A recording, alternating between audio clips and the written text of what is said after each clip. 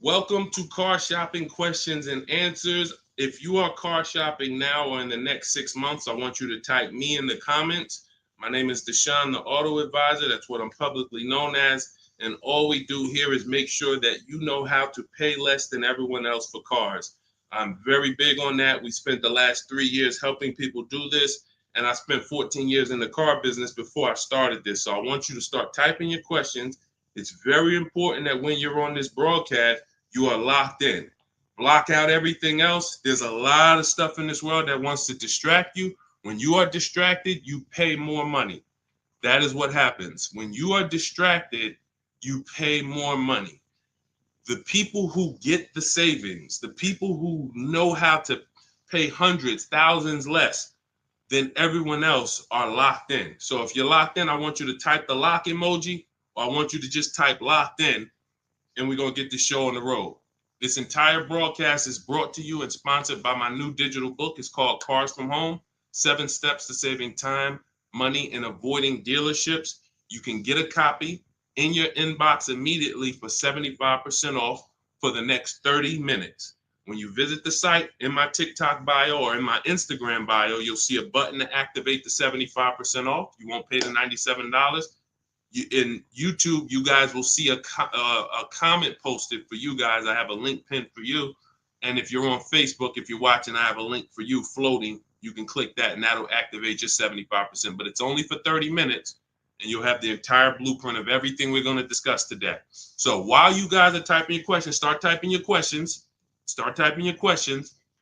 I want to talk to you about the process. Thank you, Kelly. Good to see you. The process that we use to get below market leases, new cars, and used cars. Now, I know that might sound foreign to you. The idea of having a car shopping process may sound foreign because you may be used to winging it. Oh, I just feel my way around it. I hope I do okay. That is not a recipe for success, and you're not going to accidentally get a below market price. It's just not going to happen. You don't accidentally pay less than everyone else. You don't do that by winging it. And what I want to show you is how you can do this without being a good negotiator. So we use a 7-step process. That's why my book is called Cars from Home. You can already hear our process is at home. Who likes being at home? Hit the like button if you would rather spend time shopping at home than in a dealership. Hit the like button. Our process is called Cars from Home for a reason. All of your leverage, all of your control is from home. There is no power in the dealership. That's why the only time we're in the dealership is to look at cars, to test drive, and to go home. That is what we are there for. To look at cars, test drive, go home. We are never there to buy or negotiate because you have no leverage in the car dealership. So all of you, if you're like Deshone, I'm glad. Like, I hate being in car dealerships. You're going to love what we talk about over the next hour if you lock in. If you lock in. Again, if you're locked in, I want you to type the lock emoji, or I want you to type locked in, because I only want to talk to the people. I'm only talking to you. There's tons of people that's going to come through this broadcast. They know they're buying cars this week, this month, next month. They just going to wing their way through it, and they can't lock in. And I pray that we can get them to lock in so that they can see. Because listen, watch this. What y'all going to see me sharing throughout this whole show is really the people who've been locked in before you guys. Look, people like Adina. She just graduated, got her 2024 Hyundai Elantra. She decided the lease was the best way to go for her. She's paying $365 a month, no money out of pocket. $365 a month. I know people right now. In fact, this reminds me when I was young, when I had my first, I got a Pontiac G6 lease. It was $256 a month. A friend of mine bought a car just like this, a Toyota Corolla. They were paying $500 a month. So you talk about 365, 500 and change. These are major. And now to buy a Toyota Corolla will probably be more like close to the $600 a month to buy a new one. So we're going to talk a lot about our structure here. So let's get into it. Dolan, I see we getting questions, but let me, as we get the questions, let me, matter of fact, let's go. We'll start with the questions. No, bring it up. Because as quick as people type questions, I'll get to them.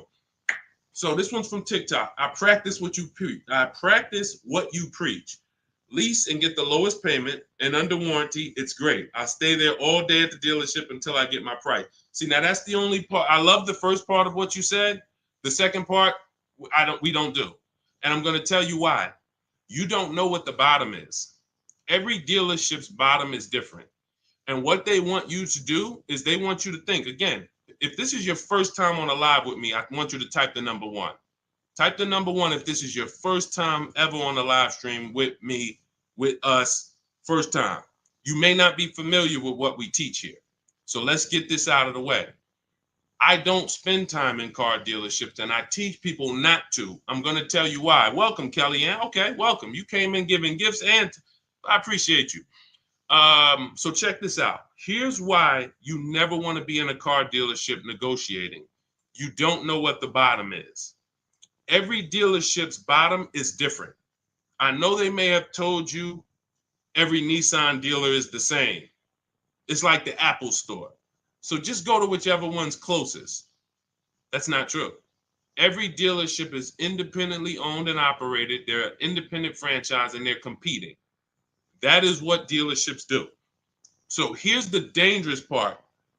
Here's the dangerous part about negotiating with one dealer.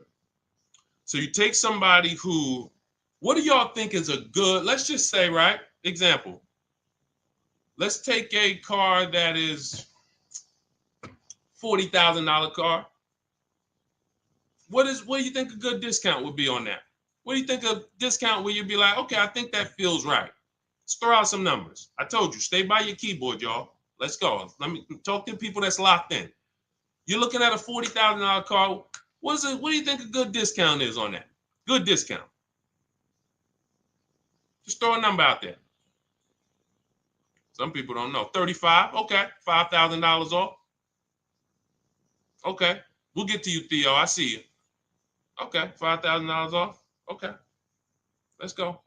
Kelly Jean, you locked in today. I'm okay. $2,000 off. Okay, Atlanta lawyer. Okay. Now watch this. So somebody said 2,000 off. Somebody said 5,000 off. Watch this. Now Tiffany gets a $40,000 vehicle. Look, MSRP was $44,820. She got $6,538, $30 off. Now let me tell you how she guarantees that's the best deal. Multiple offers. If you're in a dealership where the market price of the vehicle is everyone's charging $5,000 over sticker, $3,000 over sticker, $8,000 over sticker, then maybe a $2,000 discount is the best in the market. But there's no way for you to know that without multiple offers. Like, look at Eddie. Eddie's shopping for a Toyota. He bought it. This was last year. He bought it and he said, look, I went with the perfect purchase route, which is a strategy I teach. 2023 Toyota Camry hybrid with all the bells and whistles. Initial quotes were over 10,000 over MSRP. So if any of you are familiar with this vehicle, the Toyota Camry hybrid, dealers were charging people ridiculous money, and they still are. He ends up getting a $2,086 discount after he looked at multiple offers.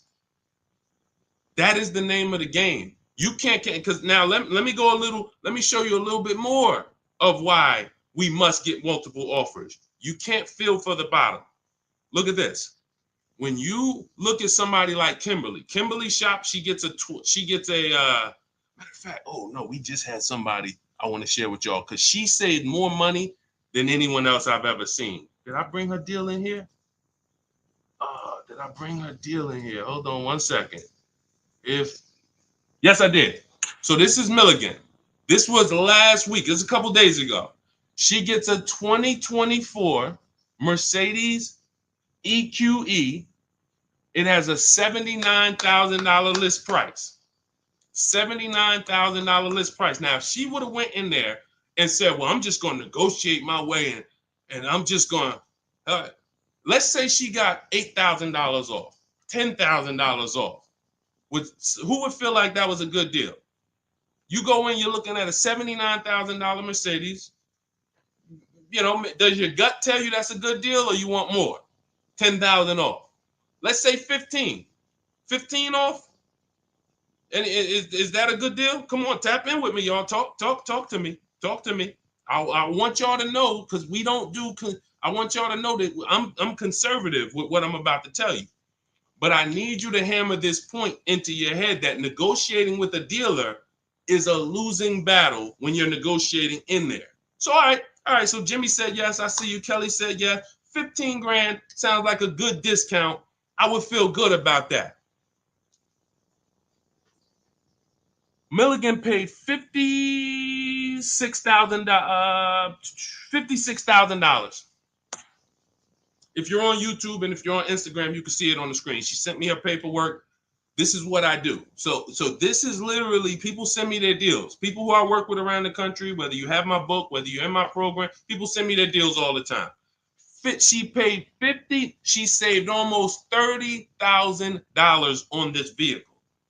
Brand new vehicle. So what does that tell you? Had you gone in there and agreed to a $15,000 discount, you would have left thinking you did okay, which is the point I want to make before we wrap this question up.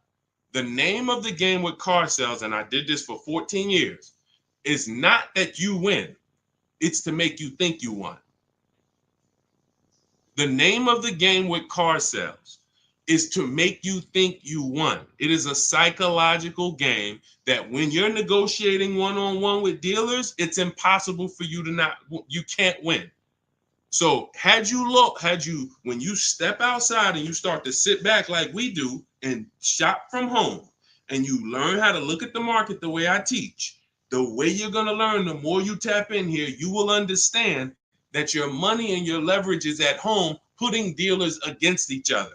Not going into one dealer and saying, okay, how much can you take off? Okay, who got that? Type $ if that point makes sense. You cannot feel for the bottom. You cannot say, oh, okay, that sounds good. 3,000 off. That sounds good. 10,000 off. That sounds good. 20,000 off. You can't say that on any vehicle. Now, sometimes your best discount in the market is 8,000. Sometimes your best discount is, like you saw Tiffany a little while ago, 6,000, 6,500. But the only way you can guarantee that that's the best offer in the market is to be at home looking at 5 to 7 offers. And in my book, I teach a strategy called the 25 to 5, where we connect with 25 dealers online, and it literally takes us 20 minutes. I have all email scripts that you send. There's no talking. We use this for new cars and leases. And literally, you will get 5 quotes. That 25 to 5 get you 5 to 7 written offers so that you can see what the market is. And you're going to be amazed to see that the best offer to the worst offer is so far apart. When you're looking at these 5 to 7 offers, you're going to be like, wow, how could these dealers be so different? Because 80% of them are overpriced. So when someone tells you, hey, Tiffany, that's my best offer. Hey, Taryn, that's my best offer. Barbara, Ken, my best offer. They may not be lying to you. That's their best offer. We need their competition's best offer. And that's how we make sure we guarantee the bottom price.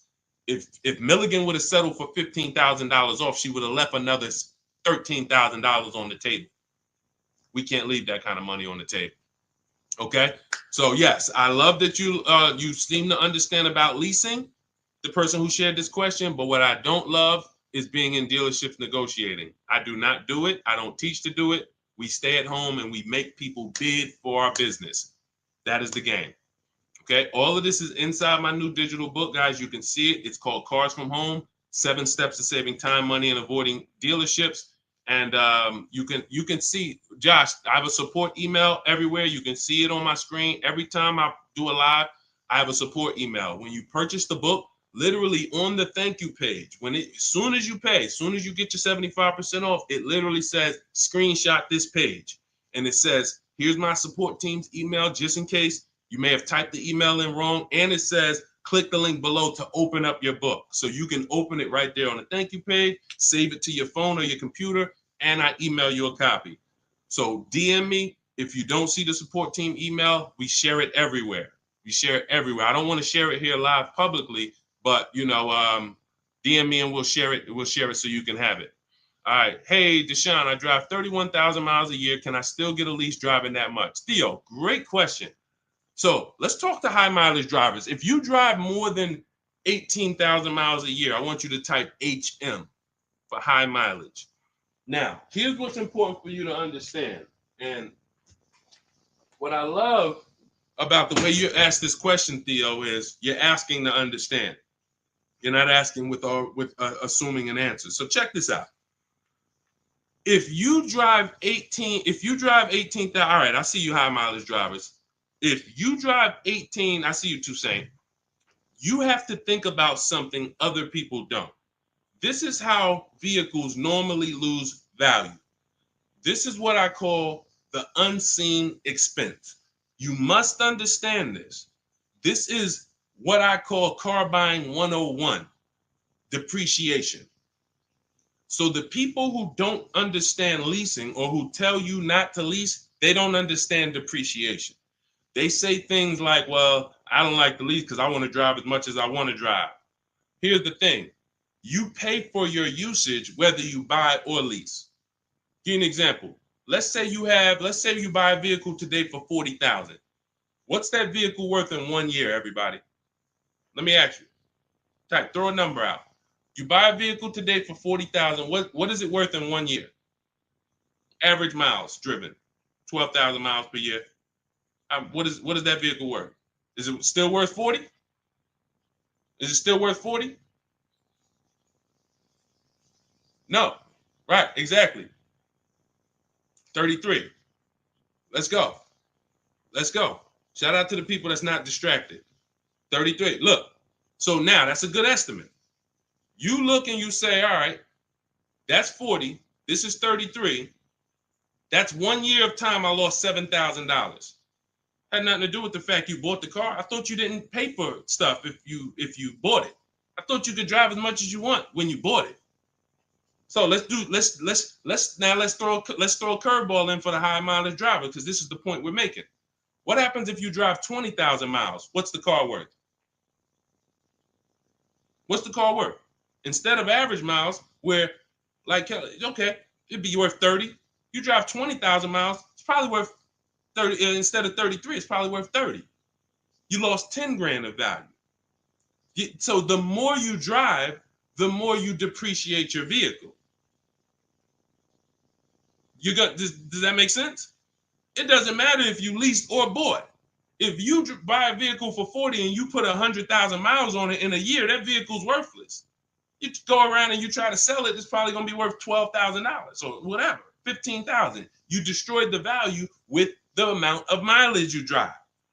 So now once you see that, now you can get that, all right, I'm not off the hook just because I paid for my car and I didn't lease it.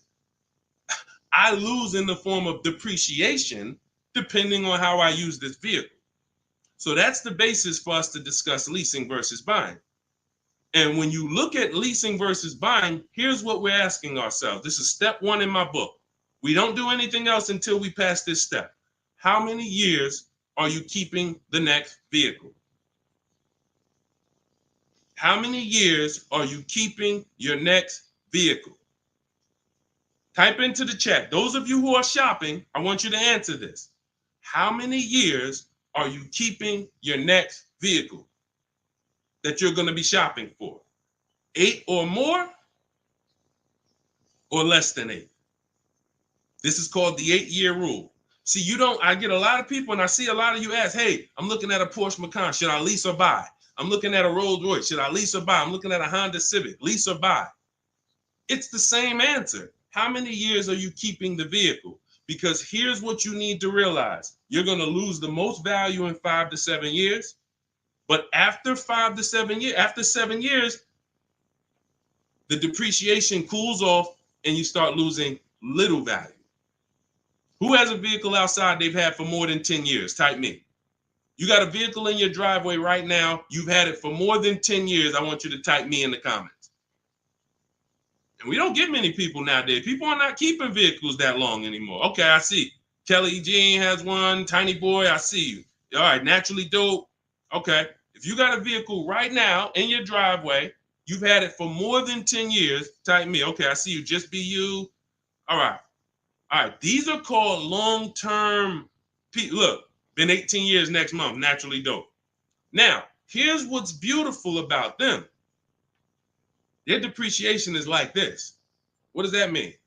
Whatever their vehicle is worth today is probably going to be worth the same thing next year. I see you, E. Valentine. That means you beat depreciation. See, there's only two ways to beat it. Long-term ownership like them, or with a below market lease. You cannot buy a vehicle, have it lose value for 5 to 7 years, turn around and replace it and think you won. That's just not the way it works. You bought it for 40, you traded it in, it was worth 15, and you thought you won. You lost $35,000 or $25,000 in that time period. Was there a way we could have gotten that car or a similar car and lost less than $25,000 in that time period? This is what we're trying to do when we're beating depreciation. So if you are a long-term person, those of you who said, yeah, hey, Jose got 10-year Cadillac, had it from 2011, perfect. If that's your plan, you don't think about leasing. But if your spouse says, I don't want to keep a car that long, I don't see myself keeping a car that long, then they shouldn't be thinking about purchasing because they're going to lose in depreciation. So now when you look at what a lease is you have an opportunity to overpay. There's 3 types of leases: market value, above market value, below market value. If you pay market value or above market value, you lost. You lost. Market value or below market value, you lost. If you're enjoying this on TikTok, can y'all just double tap the screen? Just start tapping the screen. You're going to see the likes run up, and y'all just keep running them up. And what that does is it lets TikTok know we talking business over here, bring more people. If you're enjoying it on Facebook and YouTube, can you hit the share button, tag a friend in here so we can help them protect their money? This is about below market lease deals because you've seen commercials that say, hey, you can lease this vehicle for this, $5,000 down plus tax. Those are above market lease values or market value. When you see lease deals that look like this, and this is why I show you people who came before you. Danielle, $44,000 Audi, 2024, no money down, $550 a month. No money down, $44,000 Audi. You guys know, some of you know, every $5,000 on a loan is about $100 per month. So to buy that $44,000 Audi with no money down, we always shop our deals with no money down. And once you embrace what I'm telling you, you'll be shopping with no money down only. That doesn't mean we don't put money down, but we always shop all our deals, purchases, leases, used cars with no money down. Because when you start putting money down, it confuses you. Unless you're really, really good at math. If you're really great at math, then it won't.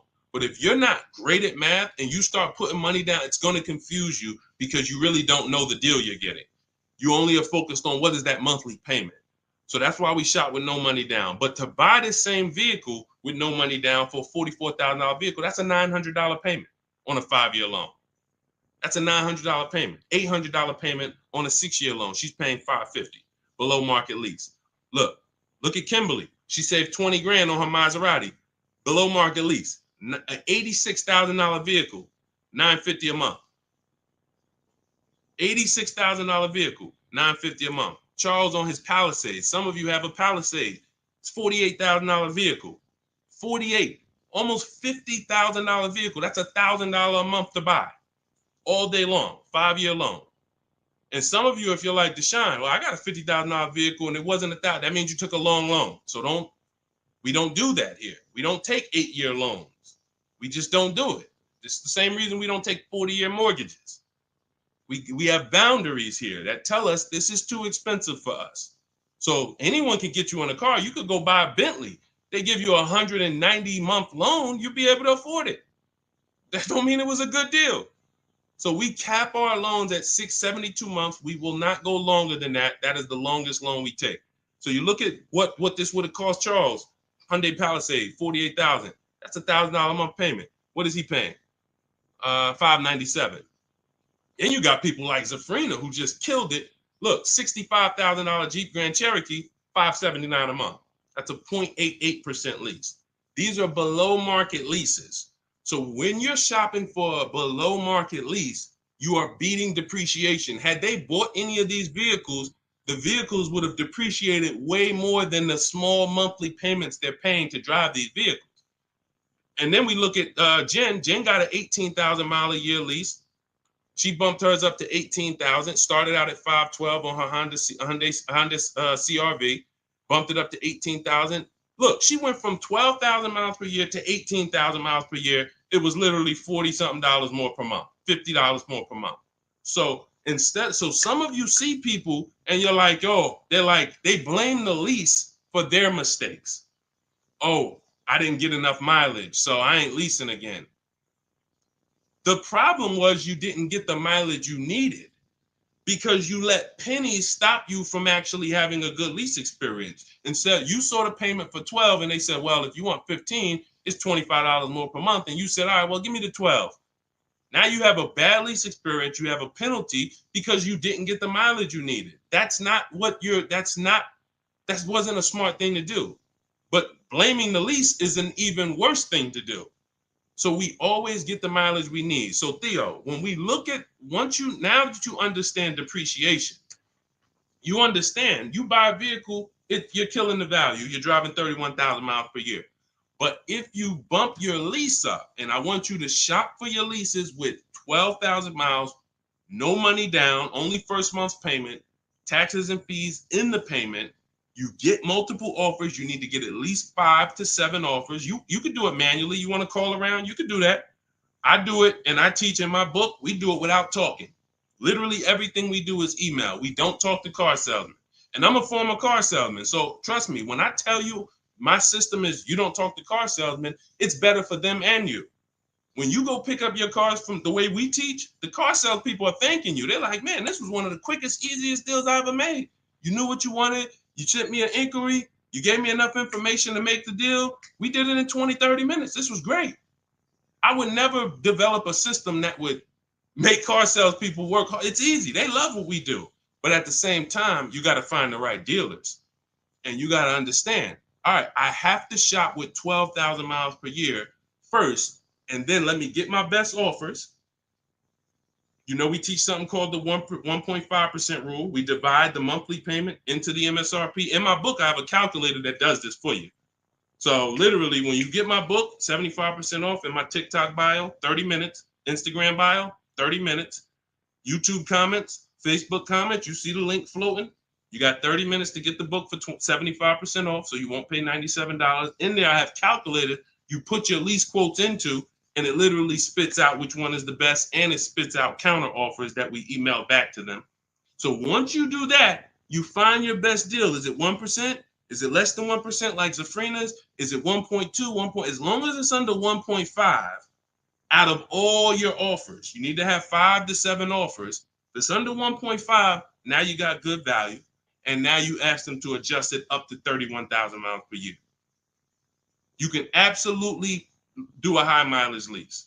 And you are going to spend less if you're a short-term driver. So I told you guys, if you were on the stream the other day, I talked about the guy that came in. He's the one taught me this, a customer. When I worked at Hyundai, I was a manager for a little bit. He came in, he had a high mileage lease on a Hyundai Sonata. I had never seen it. He had 72,000 miles on the car. And I was like, hey, you leased this? He said, yeah, I always lease. I'm in sales. He said, I used to buy my cars. I would always have negative equity. I had to do big down payments. I hated it. I started doing just a high mileage lease. He was only paying like $150 a month more than the normal lease for 25,000 miles a year. So instead of coming in with $10,000 or $12,000 of negative equity because he put so many miles on the car, he pays $150 more, drives as much as he wants to drive, comes back every 3 years, gets a new vehicle.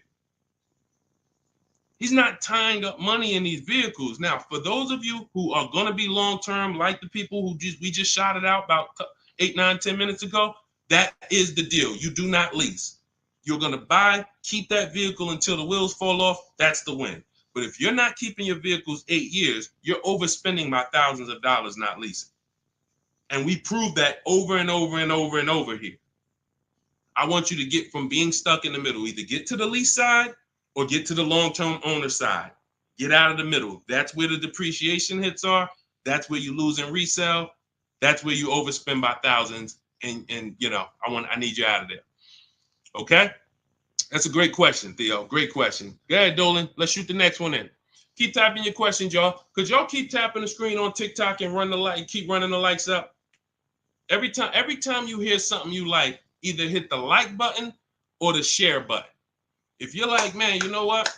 Because at the end of the day, look, it's only a couple people that help us move this mission forward. I appreciate it.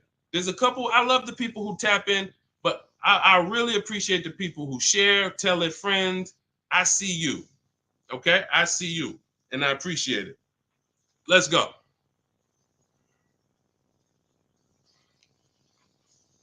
Okay, this one's from Instagram. If you negotiate with the manager, can you save because you're cutting out the sales guy? No. When you negotiate with a manager, I'm just trying. If I didn't have my way of doing it totally online by email, then I would be calling sales managers, and I'd only be dealing with sales managers. I'd be talking to at least 5. I'd be talking to as many sales managers as necessary to get 5 offers. And this is only for new cars and leases. The process for used cars is entirely different. We haven't had a question about that yet, so I'm not going to go into detail with it. But the process for shopping for used cars is totally different because that's based on marketplaces. But when we are talking and we're shopping for new cars and leases, we're only dealing with, I would only deal with managers if I wasn't doing it by email. But yeah, that's not going to help you save. What's going to help you save is getting multiple offers and seeing who's the best offer. Seeing which the first thing we want to decide when we look at a car. I was at the gym today and one of my friends showed me, hey, D, man, I'm looking at this car right here. This Lexus dealer had it on their showroom floor. I said it's 100 of them in the country. See, you fall in love with that one. And you seem to think, that's the only car out here like this, and whatever I can negotiate with them is great, man. 100 of those cars are around the country. 100, maybe 30 of them are within 100 miles of you. My mission and your mission is to find which dealer is going to sell that car for the lowest price. That's the mission. It's very simple, and it's very simple when you're doing it from home. Very simple. We don't negotiate with one car. They're cookie cutter. I don't care if you're looking at the rarest Bentley. There's still a couple of them in the country. Because the more, when a dealer can make you think we're the only ones with this car, they can charge you what they want to charge you. And you're going to say things that are going to be like, charge me more. What does that mean? Oh, man, I ain't seen this one before. Okay, ching, cash register. You say stuff, See, I'm a former car salesman, and thank God he's put me here to do good in this world. And he's given me a heart to help people, and I just never had the heart to take advantage of people. I know the business like the back of my hand. I've been a manager at Ray Katina. We had to run our own deals. Most car salespeople have no idea what I'm talking about. Me and my friend, we were just talking about this because the places we worked at, we had a different standard. We had to know the numbers. We ran the program. Ray Katina didn't have finance managers. A car salesman who just runs back and forth, no disrespect, but you don't know what we're talking about here. You say, all right, get the customer, go get the numbers. Get the customers, go get the numbers. You won't get that. But at the end of the day, that is like this. When I tell you that when you start putting dealers against each other, it's the only way for you to prove to yourself what I'm telling you is true. I can show you people all day long. I can show you Jen. I can show you Rosalie. I can show you these people ain't me. These people wasn't in the car business for 14 years. Ansley, look, got his car in 2 days. Look, he said, I started the process Saturday, made the deal Monday. Got him a 2024 QX60 Lux, $58,000 vehicle, $554 a month at home. At home. He wasn't in the dealership for 12 hours to get this ridiculous price. I can show you this all day long, but until you see that the name of the game is putting dealers against each other, and when you see how much you're going to save, you'll never go back to the old way. You'll never go back to the old way that you were programmed to shop. You weren't taught to shop that way. You were programmed to shop that way. Nobody taught you to shop like that. It just was like, oh, I guess I'm going to go get a car. Let me go into the dealership. No one told you to do that. It's an indoctrination process. So you got to get the mindset first. Biggest thing. That's why that's why there's a couple things that I do to let you know it's mindset first. Without the mindset, you can't get what we're talking about. Unlearn, relearn. That means you got to unlearn what you were taught. You got to unlearn what you do. If it's not working, unlearn it.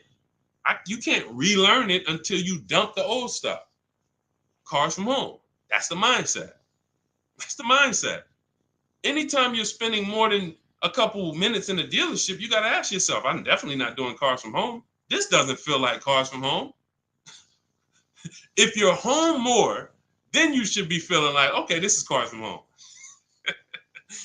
And all of this is in my, if you like, guys, you don't want to remember all of this, you just want the step-by-step blueprint, that is my new digital book. It's 5-star rated. You can Google it.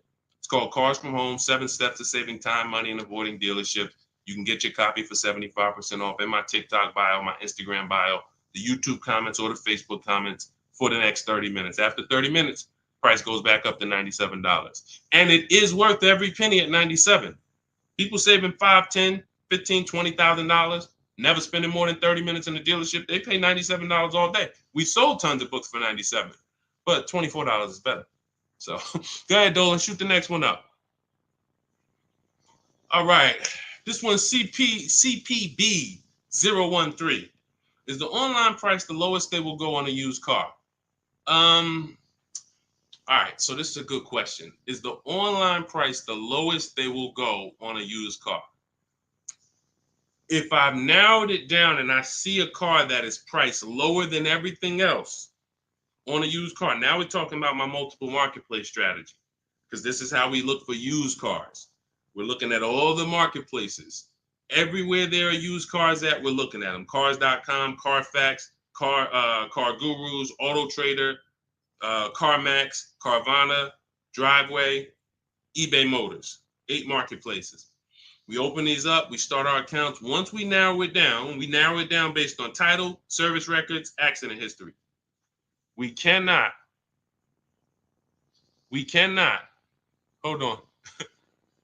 I got a feel TikTok is telling me, let me just, hold on. Can y'all still see me on TikTok? Give me a thumbs up. Give me a 1 if y'all can still see me on TikTok. Give me a 1. I just want to make sure. I just had a pop-up message on TikTok. All right. Thank you, Tiny Boy. Appreciate it.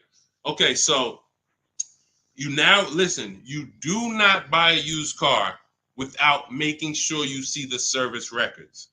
There are a couple big things, couple major things when you're buying a used car you need to do besides price. I'm telling you this. We tend to focus on price. We must get a quality car and a below market price. One without the other is a loss. If you tell me, Deshone, man, I used your strategies, I shop, I paid below market value, I know it, I saw this was the lowest car within 100 miles, but the car is in the shop every 3 to 6 months, that's a problem. We lost. So we must get both. So we narrow this down based on service records. As of right now, Carfax is the only one I know that shows service records. So now you can pull this and you can use this on your actual, you can use this as a last case when you narrow it down. Now in my book, it's only one strategy I don't share publicly. It's my secret strategy to get free Carfaxes. I share everything else, but that's my secret sauce. So that's in my book. I'm not going to do that here. And I'm going to tell you why. One Carfax covers the price of the book. So, those of you who want my secret strategy on getting free Carfaxes, that's in my book. But once we get the Carfax, we can see the service records. If the service records aren't consistent, do not buy the car. That's my recommendation. I don't care how good it looks. I don't care if he tells you, hey, I used to change the oil. I changed it myself. Without proper service records, the engine could go before it was supposed to go. The transmission could go before it was supposed to go. Like, this is literally the worst thing you can do. And you don't want that. Okay, let that be a deal breaker. No service records, deal breaker. So another thing you do is you type the vehicle into Google. If you're looking at a 2017 Kia Optima, what you do is you type in 2017 Kia Optima reliability. Skim the articles. Just skim the first page. It don't take you 5 minutes. Look for any red flags. Owners report electric issues. This vehicle has less than average reliability. Once you skim that and you see you're either going to eliminate that vehicle or it's going to pass, after you do that, I want you to type in 2017 Kia Optima longevity. Now you're going to see websites that look at engines and transmissions and what owners say in the long term. And it'll say these vehicles may last 200 to 300,000 miles. This is how you get quality. Again, you cannot get a great price and then not a quality vehicle. It's a loss. We got tons of people, you may have had that issue. You felt like you were doing good, and then all of a sudden your car's having problems. Whatever price you paid for it doesn't matter. The car's having problems. So this is how we prevent that to the best of our ability. So you type in longevity, you may see owners report transmission issues at 80, 90,000 miles. If you're looking at a vehicle with 70,000 miles, isn't that important? Type dollar sign if you understand. If you're looking at a used car and it has 60,000 miles, you do that quick search I just said, and it says owners report transmission issues at 80, 90,000 miles. Wouldn't you want to know that? Quick search. This is 10 minutes to say this is free. Free things that take no time, that save you thousands of dollars and headaches and money and all of this. So now, once that's happening, we look at the prices. Now we look and say, all right, is this the lowest price on the market? All right. Are they going to charge any fees? This is what we need to know, CPB. Because some people will put a price online. Who's experienced that? Who's had a dealer that they saw a price online, they went in, and then it was a different price? Type me if you've had that happen to you. You saw a price online, you said, okay, price looks good. You go in, all of a sudden it's okay, but this and this, and then we got this, and then we got this, and next thing you know, you're $8,000 more than the price online. Happens all the time. How do we prevent that? We call before we go. We must verify fees before we go. So when I look at a price online, CPV, you got to understand something. There's two types of dealers. There's dealers who list used cars and they have no intention to sell the car at that price. They're going to bump the price up when you get there, and they hope you don't call. Because if you call, then they know you won't come. And in my book, I teach you how to call. We don't waste our time. We don't let anyone waste our time. While we're in a dealership that's wasting our time, the real best price car is selling to someone else. If you narrow it down to 3 cars and then you go see one and it's like, okay, Dad, you wasted my time. Now you come back and the other 2 that was really the best price, those are gone. Because the best price cars don't last long. So we can't afford to let anyone waste our time. So now the goal is to see, can I get money off, but not here. We don't do that until we get there. Because a lot of times when we shop for used cars, we're getting notifications of every car that pops up. A lot of times we get cars that no one even knows hit the market yet. Soon as they hit the market, because I teach you how to know the market, you literally know the car there before anyone. You verify fees, you're there, you test drive it, you lock the car up. You can't call those dealers and be like, hey, could you take another $1,000, $2,000 off? Because they're going to be like, well, we just got the car. We're going to give it some chance. And I'm going to give you another insider secret. Dealers use a tool called V-Auto. When we list used cars, we know what every used car is priced at around us. We know what every single used car is priced at all around us. So we know we're the lowest priced car in the market. When you're looking at that car and you see that's the lowest price out of all of them, that dealer knows they're the lowest price. So when you call them and you look for more money off and you're not there, you don't have any leverage. So we do that when we get there. So this is all in the process that we use. I talked to y'all at the beginning of the stream. We talked about process. Everything we do is a system. That's why we have thousands of people that you look all over my pages, you read those comments, you see people sold their leases. I made so much money selling my lease.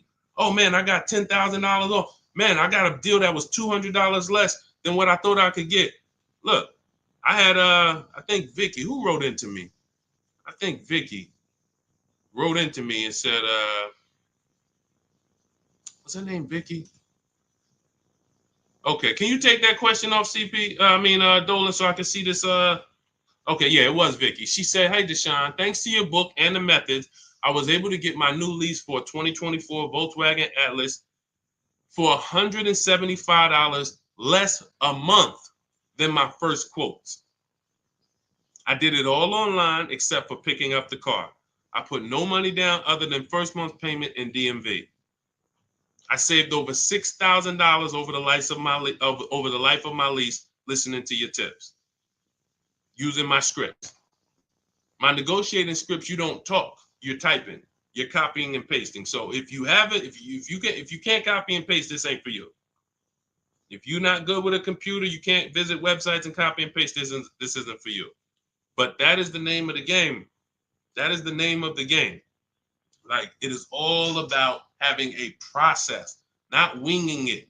This is a 5 and 6 figure transaction. You wouldn't wing a home purchase. I don't care if you found the least expensive shack in the country. You found a shack that was $40,000. And you're like, man, I want to buy that shack. You wouldn't wing that process, right? You wouldn't be like, oh, you know what? I can handle it. Forget the attorney. I don't need a realtor. I don't need none of that. I'm just going to go and, no title company. No, there's a process. Doesn't matter. Even the least expensive house. So if you treat car buying here like you treat home buying, if you treat car buying like you're buying a small house instead of a big TV, that's how people treat buying cars. Then people come in, hey, honey, look outside. You bought a car? Hey, I went down. I told you, I told you I was just going to get milk, but I stopped by the dealership. I knew you was out for a couple hours. What happened? Like, how'd you buy a car? Well, I stopped by the dealership. I saw this thing and I just had to make it. You made a $30,000 transaction in minutes. It's like it's a big TV, like you bought a 90-inch TV home. Look, honey, but I got a car, something that costs $50,000. I did it in a couple hours. This is why we're losing. And so part of what I got to do, y'all, I got to tell you the bad news. I got to tell you the bad news so that you can get to these prices. You're not going to get to these prices unless you realize that everything they taught you to do was for them to make more money. Once that clicks, you come over to our side and you join our side, and we'll just, you'll be winning for forever. New cars, used cars, leases, high mileage drivers, don't matter. We do it all. All right, go ahead, Dolan. All right. I'm in 3/6 years in my finance car. Okay, it looks like you're about halfway in, and would do anything to pay less than $660 a month. How do you feel about refinancing? Okay, so there's a right way to refinance and there's a wrong way. Refinancing should be you qualify for a better rate now, but you don't want to stretch the loan out. And I'm going to tell you why. Most of the people who want to loan you money, they want you to take it longer. I make more money lending you $40,000 for 8 years than I do for 3 years.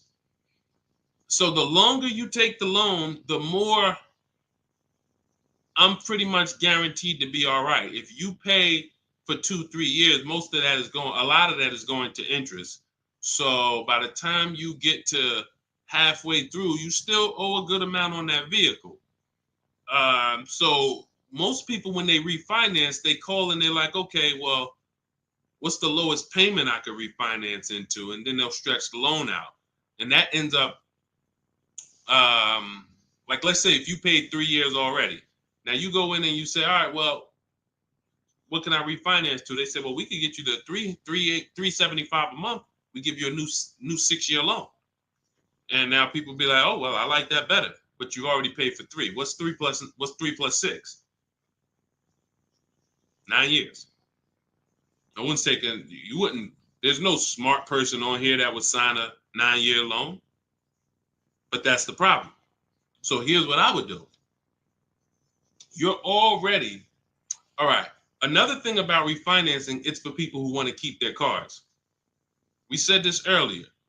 The people who are keeping their cars want to actually pay them off and keep them until they, forever. or at least until they know that the depreciation is over. And that's really not even that, because once the depreciation, once you get here, you buy your car here, by the time it gets here, you paid it off. Now you don't want to get rid of it, because now this is where you've reached what I call the reward stage. This is where it's like, man, my car is not really losing that much value. Now let me keep this thing and really get my money out of it. You don't want to flip the car as soon as the depreciation has really settled. You don't. So if you're planning to keep that car and keep it 8, 9, 10 years, then you refinance, and then you say, all right, I'm just going to make sure I got the best loan. But I would recommend you refinance and pay the highest payment you can to pay off the car quicker, not stretching the loan out. It's just you're paying more. It may seem like, okay, yeah, I'm paying less, but you're paying more. You've already paid for 3 years. They stretch you out another 5 years. That's an 8-year loan. You paid on the car for 8 years now. So what I would look at is, if you're not a long-term person, if you're not keeping your cars 8 years, you should be flipping out of that car into a lease. You should literally we have a process we call the equity assessment. Some of you know there's a word we don't use here. It starts with a T. Who knows? Because I know we got some new people on here. If this is your first time, you wouldn't know this. But there's a couple people that tap in with us regularly. They locked in. They becoming below market masters. A lot of them have my book already. So there's a word we don't use. It starts with a T. See if we got anybody on here that know. Thank you, Terry. Trade. Yes. Thank you. Way to go. I love the people who are locked in. I'm always going to listen. I'm always going to give y'all extra attention, because y'all are the ones. It's a lot of distractions out here in this world. A lot of people want you reading news articles and all of that. While you doing all of that, people charging you more money for everything. Stuff you didn't have to pay overpriced for this car. But because you didn't tap in and lock in, now you just went and did it over. So yes, we don't trade. So what you would do is you would do an equity assessment. We go to cash buyers. We use 6 buyers right now online. CarMax, Carvana, Driveway, KBB Instant Cash Offer, and AutoNation and Car Gurus. That's 6 cash buyers. They compete hard. 3 of them link you to a local dealership for a cash offer. 3 of them are online car buyers for cash offers. And these are people I've helped hundreds of people sell cars to these people. I've sold my car, my mother's car. We both sold our leases, and I ain't gonna tell you what I made when I sold my leases, because that's when the market was high and every car was worth $7,000 to $12,000 more than it's worth today. You know, I'm so glad we look back and we helped a lot of people cash out and benefit from that market. That's no longer here. That's over. But there was a 3-year run where we were selling leases and making literally 5 figures. It's amazing.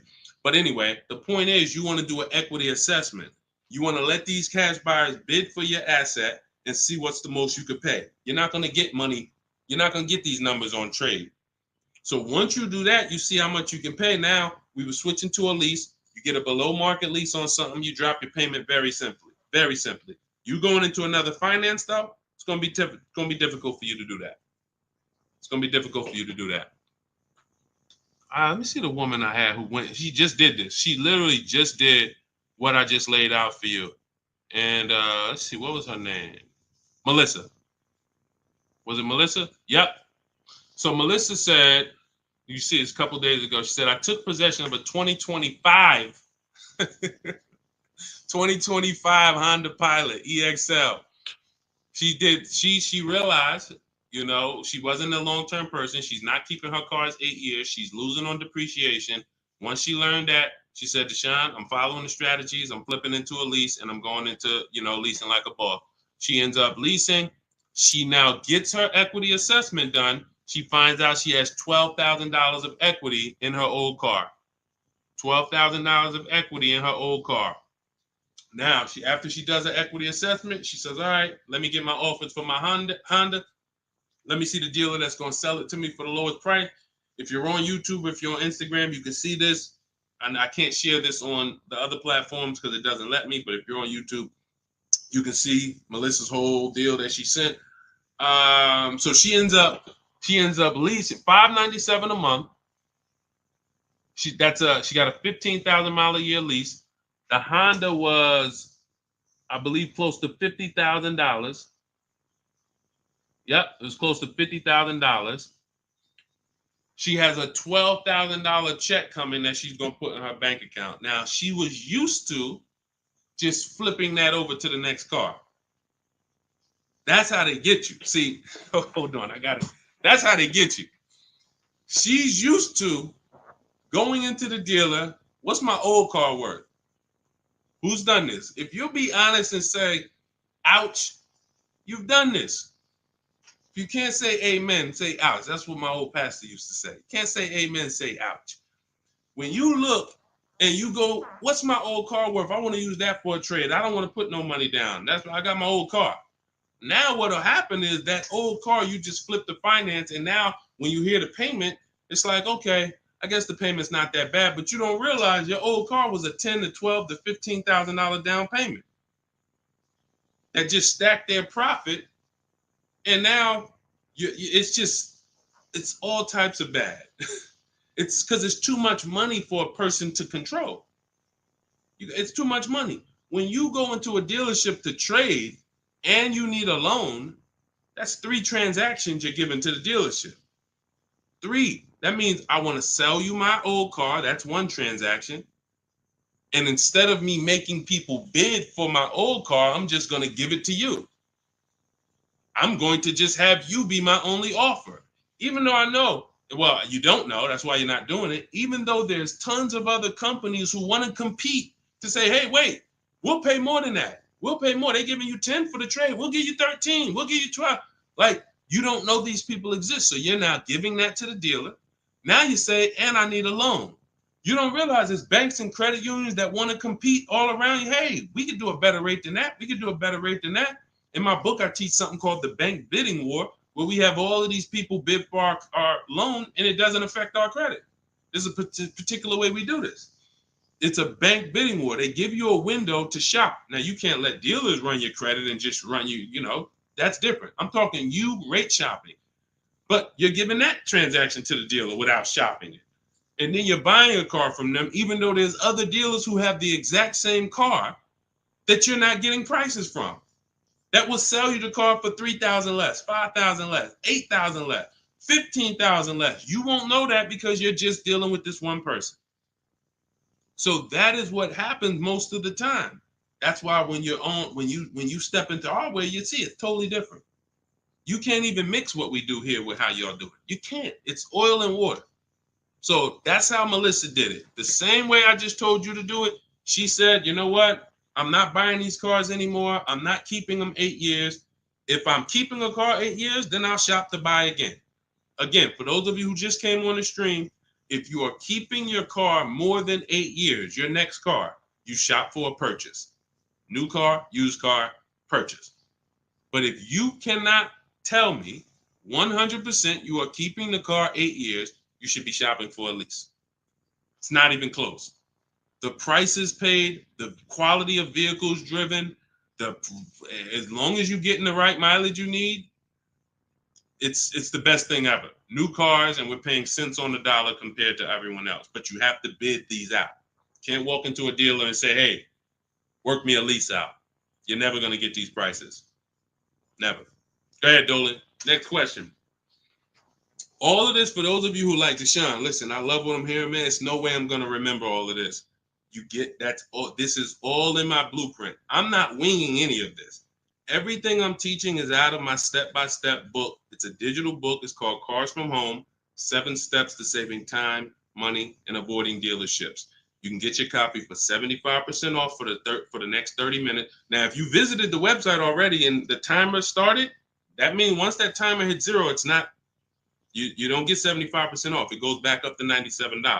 So you won't get the $24 price. But if you get there before the timer hits 0, in my TikTok bio, in my Instagram bio, you can get your 75% off. It'll be in your inbox before we even end the stream. It'll be in your inbox in 5 minutes. Now, also, we have a link in the YouTube comments pinned for you to activate your 75% off, as well as a link floating on Facebook or in the comments for you to activate your 75% off. But once you get your book, I want you to screenshot the thank you page. One, it says right here, click below to open your book. So you can open the book and save it to your phone or your email right there. But then I also email you a copy. But sometimes you type your email in wrong. We have a great email system. We've delivered over 10,000 books, but we can't send a book to the wrong email. And that's what usually happens. So I want you to screenshot that page so you'll have my support team's email. And depending on where you're watching, you'll see the support email on the screen. But this is only for book delivery. This is not for questions. I don't do questions through email. All right. Jimmy, thanks. Just got the book. Can't wait to read and learn how to get a great deal on my next car.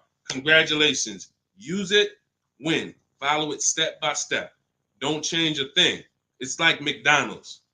I promise you. The reason why we have hundreds of people, I've worked with 2,000 people personally, and we probably got thousands of people that I don't even know about. Hundreds that have written me, text, DM me, emailed me. But I know we have thousands of people who've used our strategies to get below market prices and enjoy the car shopping process. Like, enjoy. How about that?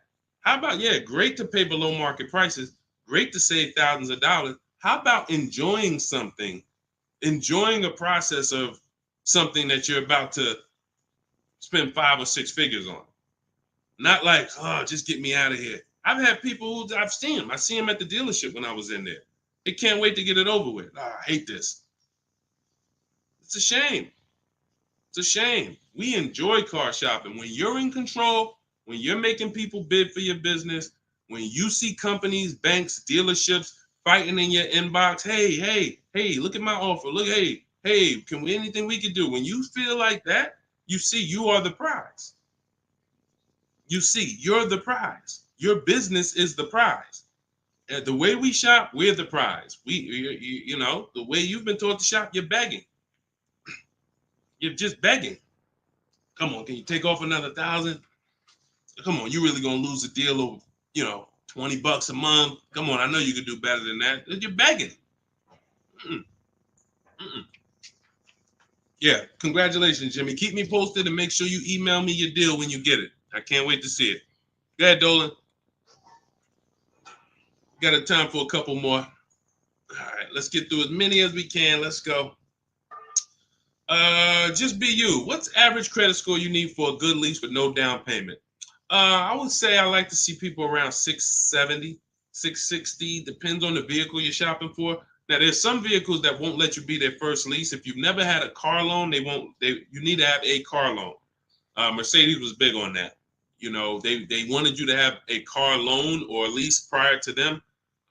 But usually a 680 can get you approved tier 1 for most vehicles that I've seen. Now, it's not all about credit score. It is. I have something in my book I call, it's called, leasing and credit. And what I tell you is it's about profile. It's more about profile than just score. Profile is like nothing gets you approved for a lease like a paid car. If you paid on time for a car you have now, even with a 640 score, if they look at you and see, wait, well, she's never missed a payment on her car in the last 5 years. There's a good chance you're going to get approved because that weighs heavy, But if you don't have a car or a paid off car, then you want to have a higher score, 680, 690, 680 I usually see. And again, it depends on the vehicle, but most vehicles that I've seen with a 680, solid profile, good income, you don't have to make a lot, they need to see that you can afford the vehicle. That's just fine. Yeah, that's just fine. And look, if you're not ready to get a lease yet, then you should be setting yourself up to get a lease. You should be setting yourself up. No, thank you, baby. You should be setting yourself up to get a lease. What does that mean? If you don't have the credit to lease right now, the last thing you want to do is go get let me tell you what people do. Can't sacrifice. Can't sacrifice. You don't have the credit, but you want to drive the nice vehicle. So you're going to go out and you're going to spend 20, 25, 30 and say, hey, what could you get me to on that? Now you go out and you're paying $800 a month. Now, you're already slightly shaky in your payment history. That's a problem because you're biting off a big payment. You're typically going to overpay for that car, and the interest alone is going to be an overpayment. Not to mention the price of the car you pay. So you're getting charged more for interest, which is normal. But without shopping strategies, now you go and you overpay for the car. So you might overpay for the car, and now you got a 25% interest rate. You're burying yourself. So now you look up and you say, okay, next car, am I any closer to leasing? Not if you missed a payment on that. One late payment on that, no, you jacked yourself up. So what I teach people to do is, when you don't have the credit, get something very inexpensive. Get something that you can get, the least expensive car that you can get a loan on. Get a car that was like a Hyundai Elantra or, Toyota Corolla, something small. That was the smallest car you could get, because the smaller car you get, that means you could get it pre-owned and it won't be that expensive. Like, all right, a Hyundai Elantra is $24,000 brand new. That means I could get, if I wanted to spend 10 grand on one, I should be able to get one that's like 7 years old, 8 years old. It's only 24,000 new. I shouldn't have to, but if I'm looking at a car that was 50,000 brand new and I want to spend 10 grand, then, I'm going to get a 10-year-old one with 100,000 miles. So we want to get the least expensive car, the smallest car, no frills car, just to have a payment history. Build that payment history, $250 a month, pay them, work on your credit. Now in 18 months, you go and you flip to a lease. 18 months, 2 years, you go and pull up in a brand new car. The people going to look and say, oh, man, I ain't realized, man, I saw you pull up in that old thing, and I was like, man, what's she doing driving that? But you ain't know, this is a plan. This is a strategy. I'm not going to go and bite off a expensive car. What I need to, I need the nicest car, knowing that my credit isn't there yet. I'm going to sacrifice now for 2 years, get a car with a low payment, make sure it's reliable. I call this a smart car. It stands for saving money at the right time. And then in 2 years, I'm flipping into a brand new lease because I worked my plan. But that's a plan. How many people I saw with bad credit driving Dodge Chargers? I look at what they paying and it's like, yo, dog, this is a horrible deal. Why'd you do this? You couldn't just sacrifice. You already make the money. You could have bought a less expensive car, fixed your credit, and in 2 years you've been driving a new Dodge Charger with, leasing it. Like these are the things that I tell people with bad credit, because it's a real financial, you need a plan. You need a plan. So good question though, just be you. All right, go ahead, Dolan. Send one more in. Let's go. Everybody getting value. If you're getting value out of the stream, type dollar signs. Type dollar signs. This is what we do over here. I see y'all running the likes up on TikTok. Shout out to everybody tapping the screen. Appreciate y'all. Queen Daphne, I was leasing for 20 years and I bought this last car. I have 76,000 miles on it in 4 years. Now I want to get a new one. See, you're a lease person. So you shouldn't, you're a lease person. You should be leasing, getting yourself, if you have in 4 years, 76,000 miles, that's about, it's probably about 18,000 miles a year. Look, here's the thing. Look at Jen. If you didn't see Queen Daphne, I shared Jen's deal earlier. Look at Jen. She got the exact lease you need.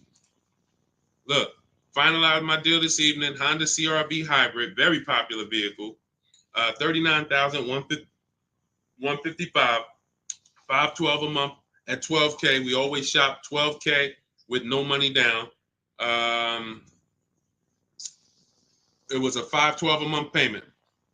That's a 1.3% lease. 512 on a $39,000 vehicle. So now once we shop our deals for 12, that's when we adjust with the dealer who wins the bid. Whatever dealer wins the bid, now we adjust the mileage with them. We customize it with them. So she said, okay, she told the dealer she wanted 18,000 miles per year. It went from 512 to 563 a month. That's it. Literally. $50 more a month. And she's driving 18,000 miles per year. $50 more. That's what people don't do. They take the 12, $50 more a month times 36, that's $1,800. $1,800. $1,800 over a 3-year period.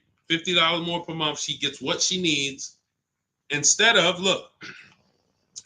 a person who says, well, I really needed 18, but I got 12. So you got 6,000 less miles than you need. Multiply that by 3 years. That's 18,000 miles over you're going to go. At 25 cents per mile, you're going to be charged. 18,000 miles over at 25 cents per mile is $4,500 penalty. This is what we call penny wise, dollar foolish. Penny wise, dollar foolish. I'm going to pay $4,500 at the end to avoid paying $1,800 over 3 years. Y'all understand? You understand? It's always about getting the mileage you need. It's always less expensive to get the mileage you need because people think they can avoid that. They think, some of it is the dealer's fault and some of it is the person's fault. The dealer may lie to them and say, hey, if you go over mileage, don't care, just come back and we'll get you out of it. They're just rolling that $4,500 penalty over to the next car and burying it and stretching it out. That doesn't go away. You cannot, because you know why the dealer has no control over this? Because the dealer has nothing to do with that. It's the bank's vehicle. The bank is expecting you to bring back the vehicle with the mileage you said. So when you bring it back and it has 18,000 more miles, you owe the bank. The dealership is out of it. The day you buy the vehicle, that paperwork signed, the check gets cut, dealership gets paid, dealership's out of it. They have nothing to do with the car anymore. It's between you and the bank. That's the bank's car. That's why when you drop off a lease, you pay a disposition fee to get the money, to get that car back to the bank where it belongs. The dealer has to transport it to the bank. It's their car. So it's always, we always shop for what we need. And it's a small amount of money. So what you do, Daphne, is you do your equity assessment. We talked about it. If you missed it about 10, 15 minutes ago, you can go and watch the YouTube replay.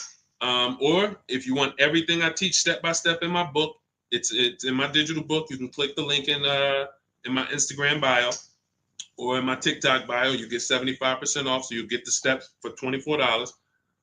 As long as you get there before the 30-minute timer goes to zero.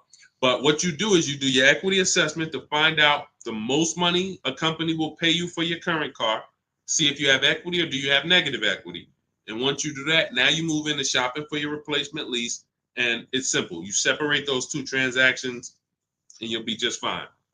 And it's very, very simple. But I wouldn't, unless you're keeping your car 8 years, don't do this. And this happens a lot. People who love leasing, enjoy leasing, and then all of a sudden you buy something and it's like, nah, you know what? I really want to get back to leasing. That happens. I did it. And I broke my own rule. And here's the thing. When you break your own rule, y'all see, because I'm about to replace this truck, because I thought I was going to keep it 8 years. This is why you have to know. When I bought this pre-owned Infiniti truck, I got a great price on it. Saved 42% off the original price. That's another thing we do with used car. We must know what the original price was to know if it's a really good deal. We didn't go into detail on that in this show, but that's a big deal. You cannot. How do you know you're getting a good price on a used car if you don't know what it was originally priced? What equipment it was, what packages it had in it, what was the original list price, and what's the asking price? That's how we calculate discount. I call that the true value discount. That's in my book. So, but when I got it, I got a great deal on it. Now, when I look at the money that I paid over 3 years, once I get this new lease, you're going to see that I could have just gotten the lease. I could have just gotten the lease when you compare a used car, great deal on a used car, to a lease, they're about the same money coming out your house over a 6-year period. If you got one vehicle and you kept it for 6 years versus 2 leases, it's going to be about the same money on 2 pre-owned cars. Now, comparing a new purchase to a below market lease, totally different money. thousands more for the new purchase, thousands more. We've already hit on that throughout the stream. But what I'm going to show y'all when I do this is the amount of money that I put into the car over 3 years, over the almost 2 years I've had it. I could have just leased a brand new car for the same amount. So it's not that I overpaid, but what I could have been driving had my structure been right. And again, that's why the 8-year rule is so important. If you can't guarantee you're keeping the vehicle 8 years, you should not buy it. You should be shopping for a lease. That's the name of the game. It's not even a question. We continue to prove that over and over and over again. So anybody, if you just jumped on, you can watch the YouTube replay. You can see all the lease deals that we shared. Again, the message is get from one side, get out of the middle. Get out of the middle. You either want to be on the shopping for below market lease side, or you're a long-term buyer keeping your cars more than 8 years. Everyone who's buying their cars and trading them in, or buying them, paying them off, and then trading them in, you're losing the most money because you're on this depreciation curve. Again, we're just recapping what we covered in the show so far. This is how you're losing value, and then as soon as you get to the bottom where it's starting to cool off, you replace your car and you go do this all over again. So you need to get to one side. You either want to be shopping over here for below market leases, or you're keeping your cars long enough to beat depreciation, like the people we talked about earlier in the show who said they had cars for 12 years, 10 years, 15 years, 18 years. That's the name of the game. You don't want to be leasing and then buying the lease. You're mixing them. You don't want to be buying the cars and then replacing them before they're paid off. You're stuck in the middle. So let's get in the right structure. Again, all of this is out of my new digital book. It's 5-star rated. It's called Cars from Home, 7 Steps to Saving Time, Money, and Avoiding Dealerships. It is the blueprint for below market leases, the blueprint for below market used cars, new cars, high mileage drivers, high mileage leases. Everything you need is in there in a step-by-step fashion, making banks and credit unions bid for your business instead of just going with one bank. Rates are high. Whenever rates are high, you need to be shopping rates. Even when rates are low, you need to be shopping rates. And you're not, this is all money. 2 points on an interest rate literally could be $2,000-$3,000. That's big money. So we need to know this. All of this is in the book, and you can get your copy for 75% off. It is a digital book. So anything that happens new in the industry, I update it. Example, Vroom went out of business. Vroom used to be on our list of people to sell our cars to on the equity assessment, and they were on our list of pre-owned cars. When we would shop for pre-owned cars, Vroom was on our list. Vroom went out of business. I went right into the master file, updated it. Everyone who opens up the book, you never saw Vroom since then. I couldn't do that with a print book. If I had 10,000 copies in print in people's houses, how do we update it when these companies go out of business or when a new website comes into the market? So with a digital book, we do that. You get free updates for now, and that's what we've been doing. So 30 minutes only. Once the timer hits 0, the price is $97. Once you get to, before you, where can you go? TikTok bio, Instagram bio, Facebook link in the comments, or it's floating, YouTube pinned comments. Get there, get your copy for 75% off. And please send me your deals. When you make your deals, send me pictures of the car, send me the details. I can't wait to see it. All right, we'll be back for another stream.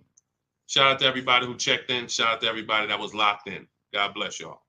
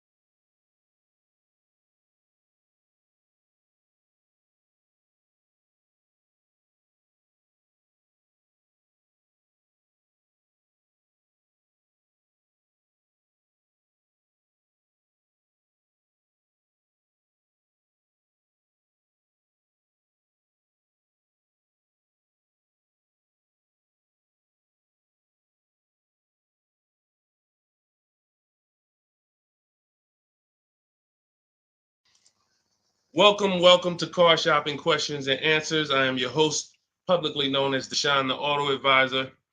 We do these shows throughout the week to make sure that you guys know how to have a process to get below market deals. There's three types of prices you can pay with any car: market value, above market value, below market value. Below market value is reserved for the people who have strategies. It's not for the negotiators. Great negotiators pay market value all the time. They never know it. The only way to guarantee below market deals is to master the art of putting dealers against each other, looking at multiple offers. That is how you guarantee below market deals from home. So everything we're going to be talking about today is something we call the cars from home mindset. You do not need to spend more than 30 minutes in a car dealership to pay below market price. What you need to do is learn how to make dealers compete for your business so that you can stop begging for discounts.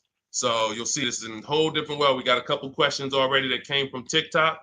So we'll get to those. You guys can start typing your questions. We have Dolan in the background. He's moderating and he's going to bring in as many questions as we could get through in the next hour. So we're going to try to go as fast as we can. Let's get the show on the road. Everything you're about to learn is going to be out of my new digital book. It's called Cars from Home, 7 Steps to Saving Time, Money, and Avoiding Dealerships. And as part of our welcome offer, you can get a copy for 75% off. It's normally $97 and it's worth every penny. You can Google it. You can see it's 5-star rated reviews, but I want to make you a special welcome offer to get your copy at 75% off. You can get it in my TikTok bio and my Instagram bio. Just click the link and it'll activate that 75% off. And for those of you watching on Facebook, you'll see a link floating. And for those of you on YouTube, we have a link pinned in the comments for you. So, but that's only for 30 minutes. Once that countdown hits 0, the price does go back up to $97. So even if you miss it, you want to get your copy. It'll be everything we're talking about. Okay, Dolan, let's get going. You can put the first question in. This one's Angie B. How are you? So I just got pre-approved for $30,000 from Nissan. Should I ask about the interest rate and loan? Yes, you should. We don't usually, in fact, we never get pre-approved from a car dealership. Nissan is, I was at the gym earlier and somebody said, hey, I went into my Lexus dealer and, I said, you own a Lexus dealer? He said, well, what do you mean? I said, you said it was your Lexus dealer. You said, I went to my Lexus dealer. I said, that dealer is independently owned and it's for profit. It's not for you. These people are not your friends. He said, no, you're right. He said, they are nice though. I said, well, you make more money when you smile while you're taking someone's money. So there's people who make tons of money, they never smile. But if you smile, you'll make even more money. The point is to understand that someone who has an interest in making money on you should never be your only offer. Never. Because you don't know how much they've built in for themselves. So when you get this pre-approval offer, the best thing for you to do is to, all right, there's some smart people on here that know this. They know this particular part. You separate your car purchase from your loan. You can't mix these two things. I want you to start looking at Angie. I want you to start looking at your car purchase separate from your loan. There's something I call the 3 pillars of great car deals. 3 pillars. And if y'all are on break or something, or you should have a pen taking notes, unless you're gonna watch this replay, because we're gonna cover a lot of stuff in the next hour. 3 pillars of great car deals. You must get a great deal in each pillar to actually get a great deal. First pillar, who I buy my car from. Second pillar, who I get my loan from. Third pillar, who I sell my old car to. Those are 3 independent transactions. So when you give a dealer your old car, because you said I'm going to trade, now you give a dealer your loan. And you also buy a car from that dealer. You've given them 3 transactions. Each of those transactions has big money in it. How do we know each one of those transactions have big money in it? Well, I spent 14 years in the car business, 5 years Mercedes, 5 years General Motors. That's how I know. But how you can know is to look at the fact that there are companies that only want to lend you money to buy cars, and they want to fight for your business. There's banks and credit unions out there. They don't sell cars. They sell money. They sell money. They want to compete. Please give us a chance to earn your business. You're going to start doing that. There's companies out there, Driveway, Carvana, Kelly's Blue Book Instant Cash Offer, AutoNation, CarMax, Car Gurus, 6 offers. There's companies that buy cars. They pay cash. This isn't Facebook Marketplace. The only way we used to get more money for our old cars than we could get from a dealer is we had to sell it privately. Y'all remember that? Remember that? If you wanted to make 2,000 or 3,000 extra than the dealer was going to give you, you had to sell your car privately. These 6 companies that I just named are going to pay you more than any dealer is going to pay you to trade. So what you got to understand, academic weapon, and people like you who are asking these questions, you got to understand that there's 3 parts to a car transaction. The ones I just broke down, that's if you have a trade. But now, how do you make sure that you get a great deal in each one of the pillars? It's simple. Bids. It's simple. Bids. All you have to do is embrace that. As long as I get bids, it's impossible for me to overpay. This is great for the people who's not a good negotiator. Let's be honest here. If you're not a good negotiator, type not me. You're just not good at it, or you just don't like it. Just type not me. Or me. It doesn't matter. Just something to tap in. Be honest. I see you, academic. Okay. Anyone who's just not, and here's what I know, because I'm taught this in sales. Only 15% of the population is. Only 15% of the population is comfortable with conflict. Hey, Terry, thanks for being honest. This is how we're going to win, being honest. So when you look and say, well, if I'm not a good negotiator, how do I get below market prices? It comes back to bid. So everything I'm teaching you is based on a bidding system. What you should be doing, Angie, is I'm gonna teach you something I call the bank bidding war. This is in my new book. So when you get your copy of the book, you'll see the entire bank bidding war blueprint. I tell you how to do this step by step. The credit bureaus, dealers don't want you to know this, so pay attention. Everyone hit the share button. Shout out to the sharers. I need everyone who shares to hit the share button. If you're on YouTube, hit the like button. Hit the like button, because we're about to drop something on you that I know you've never heard. Pretty much everything you're going to hear you've never heard. But let's go deep on this bank bidding war. The credit bureaus allow you to have multiple lenders access your credit within a certain period of time. And as long as you let them all access it in that period of time, it's going to have the same effect on your credit score as one hard inquiry. So if one hard inquiry on your credit would have lowered your score 9 points, you can have 20 and it'll lower your score the same 9 points. So obviously, if we could have one and we're going to take a 9-point hit, or we could have 20, what's better? With one person competing for our business or 20? So you cannot go into the dealers to do this. You can't say, well, I heard Deshone said I could go to this dealer and let them run my credit, and then the next day I could go to this dealer and let them run my credit. That's not how it works. You cannot do that. What you will do is you will make your deal for your car. First thing you're going to do, Angie, in the bank bidding war process is let's see, are there any special interest rates in the market?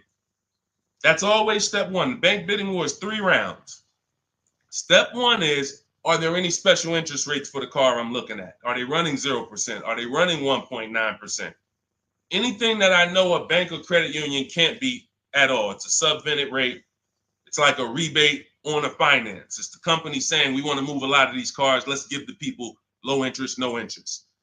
Now, once I check that off, there's no special rates. Now we're moving to the next step, which is shopping for our car. Now, I have a tool in my book called the Perfect Budget Exercise. I created a calculator to do this because most of what you need to do when it comes to getting pre-approved is for budgeting. No different than buying a house. They tell you, hey, you're pre-approved for $400,000 at this interest rate and for a 30-year mortgage. Why do they do that? So you can budget. So the only purpose of a pre-approval is to budget. So the problem with these pre-approvals now is they're doing something where they're trying to get over on you. And they just see anytime the public starts to move in a certain way, here comes the scammers, here comes the wolves. Once the public started talking about pre-approvals, every bit of the conversation went there, but they don't want you to get pre-approved and shop competition. They want you to get pre-approved and locked into them. That is what you want to avoid. Anytime you see anyone trying to lock you into them, one dealer, lock me in. Hey, one dealer sent me this letter. Come get this car from us only. Lock me into them. Hey, you're pre-approved from this bank. Lock me into them. That's how you overpay. Because they don't want you shopping competition to find out that that offer from them is not the best offer. I don't care how good it sounds. It's not the best offer until we've seen 2 or 3 and 4 or 5 other offers. Then we realize, oh, that wasn't a good offer. So when they're doing these restricted pre-approvals, where first of all, they want to ding your credit with a hard pull. We don't like that. Second of all, they want to give you, they don't give you a rate, an interest, they give you a term, but there's an expiration date on it. Who's seen that? Who's seen that? Your pre-approval is only good for 30 days. Now, you done already hit my credit with a hard pull. Now I'm out here shopping, and I'm shopping with my back against the wall, and I have pressure not from the dealer that I'm buying from. I got pressure from the bank that wants to loan me money. Hurry up and find a car. If you don't find a car in 30 days, you got to come back and we got to hit your credit again. So what are you going to do when you're out there shopping and looking and you know your pre-approval expires in 2 days? You mess around and take something that you wouldn't have taken if you didn't have that deadline. So this is not what you want to do. This is not what you want to do. Hold on one second. Hold on. And I asked the people before when we did another stream, I said, hey, do you guys want me to do these quick skim over answers so we could get 20 questions answered in an hour, or do y'all want me to go deep on these subjects? And everybody said go deep on it. We like that. So that's the consensus. We don't do fluff answers here. This is car buying. This isn't, buying a pair of shoes. We go deep on answers. So we stay away from these because those were the games. These are the games these lenders are playing now.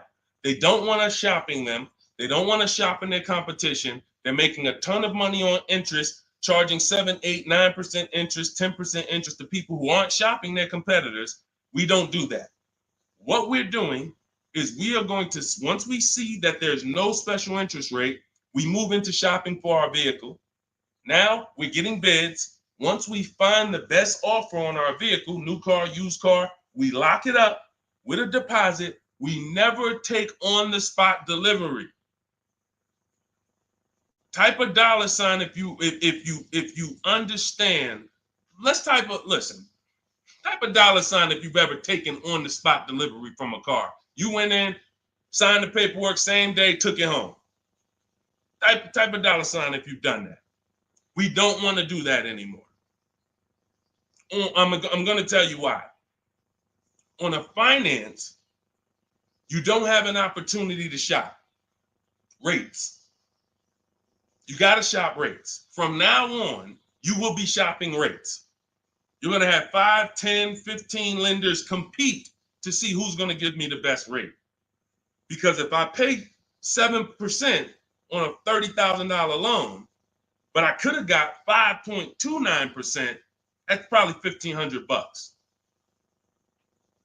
That's probably, and we never go back and refinance. We just end up with a higher rate than we could have gotten. We wonder, we hope, hey, dang, I wonder if I got the best rate. This is what's going to eliminate that. So you're going to put the deposit down. Hey, I'll call you tomorrow. I'm going to go shop my lenders. And here's what we do that no one is teaching. We always let the dealer see if they can beat the rate. We do not only strictly go with our lenders. We don't have enough lenders to do that. If we had 20, 30, 40, 50 lenders that we were shopping, we got like, I show you how to reach out to about 5 in my book, but the dealer might have another 12, 13, 15. So we want all of these people competing. That way we guarantee we got the best rate. So what I want you doing, Angie, is I want you to not focus on one dealer's offer, one Nissan offer. No, that means nothing.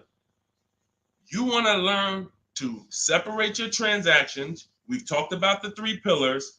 You're going to bid each one out. And the best part about bidding is you can do it all online. You can do it all from home. 90% of what I'm telling you, 90% of how we buy cars and the people you're going to see, I'll introduce you to over the next hour. You see a lot of people who've learned from me. It's from home. That's why my entire process is called Cars from Home. The book is called Cars from Home. It's a digital book. It'll be in your inbox in 5 minutes, but you got to get there before the 30-minute timer goes down to get you 75% off. It's normally a $97 book, worth every penny. But for the next 30 minutes, if you haven't visited yet, you can get your copy for 75% off. Go to my TikTok bio, the Instagram bio. Don't miss it. You can come back to the broadcast. We'll be here. YouTube, we have a comment pin for you. On Facebook, you guys can see the link floating. Get your 75% off. That way you have all of this stuff step by step for the rest of your life. And when things update, I update the book. So that's another reason I love a digital book, because things happen, things change, new websites come out, boom, I go right in, boom, boom, update it. I don't charge you. Hey, you bought my book 18 months ago, but here's version 2. Send another $32 to, no, I want people to win. If you want to win, you're going to win with me. That's it. I'm not looking to nickel and dime people. That book should be $500, but at the end of the day, I want people to win. We want to make it accessible for everybody. Go ahead, Dolan, shoot the next one in. Skinner, good to see you, my man. Always checking in. Always good when I see you. What's going on? Let me get this book. Go ahead, Angie. Use it and win. Use it and win. All right. What's up, Yo? Good to see you. How can I get your people to help me out? I'm trying to purchase a vehicle in the next 2 weeks. We have a Shop with Deshone program. It's been out. I shop with people all around the country. So I always say, get in where you fit in. Some people are do-it-yourself people. Anyone who's a do-it-yourself person, we have the master blueprint. It's step-by-step. There's different paths. So you're not reading a book on leasing, buying new cars, used cars, high mileage driving strategy. You're not reading all of that and then trying to see what I do. There's paths. I basically have it like the warp zone. If y'all ever played Mario, if you're on a lease path, I have links in the book to keep you on the lease path. You're not reading used car stuff if you're leasing. It's going to confuse you. So, but that's do it yourself. That's the blueprint. Some people are like, okay, I want to do it with you, Deshone. Can we work together? How can? Yeah, we have that too. And we have to. So I put the information out. There's no excuse. There's no excuse for you 2 years from now being on my live and saying, hey, I'm still trying to figure out the car buying process. There's no excuse. You got a 14-year veteran here who nobody in the industry can control me because I don't work for a dealership. So I tell you everything that I do to buy cars below market value, lease cars below market value. All the people that you see, you guys know, if you've been on any of my streams, you know we share 10, 15 people an episode sometimes who are reporting their deals. So at the end of the day, you get in where you fit in. Get in where you fit in, but find a place to get in. I don't care if you watch all my free videos on social media. Now, once you get my book or you work with me, you can stop watching those videos. There's no point in you watching my videos warning people when you're inside with me and you got my blueprints. So it's just about getting where you fit in. That's all. Go ahead, Dolan. All that information was Shop with Deshone. That's all in my bio. That's all in, any of my bios too. So what are the 6 companies to sell your car to? Great question. Make notes. CarMax, Driveway, Carvana, Kelly's Blue Book Instant Cash Offer. Do not use the Kelly Blue Book algorithm site where you just put your year, make, model in, boom. Your vehicle's worth $18,000. Do not use that. That is worthless. The only thing that matters is cash offers. That's all that matters. These are people who literally, they either send an inspector to see the car, or you go to a local spot, have the car inspected, they go and they cut you a check. Like it's like that. They don't negotiate. Sometimes Kelly Blue Book will patch you into a dealer and they'll say, hey, I might be able to pay more if I see it. We don't usually fall for that. We want strictly, hey, there's no used car manager in this world in this country who can't put a number on a car sight unseen. Like literally seeing it, that car is worth about this. That's what they do all day long. Look at cars in auction, make offers, make offers, make offers. So all of this stuff can be done online. And these are the people who pay more than, see, you're not going to, once you use this process, you're getting bids. Remember that. So if you're like, hey, I'm looking for a 2019 Honda Accord, I'm going to show you how to see the entire market. Because the problem is, there's another guy at the gym, because people know me locally, a couple people know what I do, and they'll come up to me, hey, I'm looking at this car. I'm like, look, I don't do this. I don't do this. I don't care how close you are to me. Like, I don't do this anymore. But, you get the same information. We've laid out the path. But he showed me, I just saw this car, though. I was looking at it. I said, there's probably 50 of those cars within 100 miles. There's definitely 50 within 300 miles. So the whole idea, remember, you have to know the goal of the person trying to sell you something. It's to lock you in to them. They want you to think this is the only one. This is the only offer. No, there's cars are cookie cutter. If y'all ever see these new cars come off the truck, you'll understand. Oh, they sent 4 of those black ones. There's 4. These cars are cookie cutter. And all of these dealerships are competing. So when we start bidding and getting bids and we find the lowest price car in the market, we get the lowest offer on a lease, on a finance. I have all of this in my book. We do this by email. With a used car, we go on the marketplaces. We go on, it's like shopping on Amazon or BestBuy.com or Walmart. We're going to all the marketplaces for used cars, and we're just screening it down. We'll talk more about that. If somebody wants to know how we screen down used cars, feel free to ask that question. But the point I'm trying to make is, once you have found the lowest car in the market, that dealer knows they're selling that car at the lowest price in the market. So they cannot turn around and beat all of these other offers that Carvana and CarMax and all of these companies made to buy your car. They'll be out of business. You can't be the highest price. You can't pay the highest price to buy people's cars and then pay the lowest and then sell your car for the lowest price. You're just not going to make any money. So what we do is we find the person who wants to buy our car for the highest price. That's step 2 in my books, the equity assessment process. Those 6 companies that I named. We do this with leases too. We sell leases too. I've been talking about this for 3 years, and I know there's still people who like, Deshone, I didn't know you could sell a lease. If you didn't know, type a question mark. If you didn't know you could actually sell a lease and pocket cash if you have equity, type a question mark. So once we do the equity assessment, we've seen this is the company that's going to pay me the most for my old car. Now we're shopping for our new car. This is the company that's going to sell me the new car for the lowest price. 2 pillars. 2 pillars. You see what I'm saying? That's 2 pillars of our car deal. Guaranteed we paid, got the most for our car. Perfect, check. Got the least car, got the lowest car in the market based on bids, based on multiple offers. This is how it's done.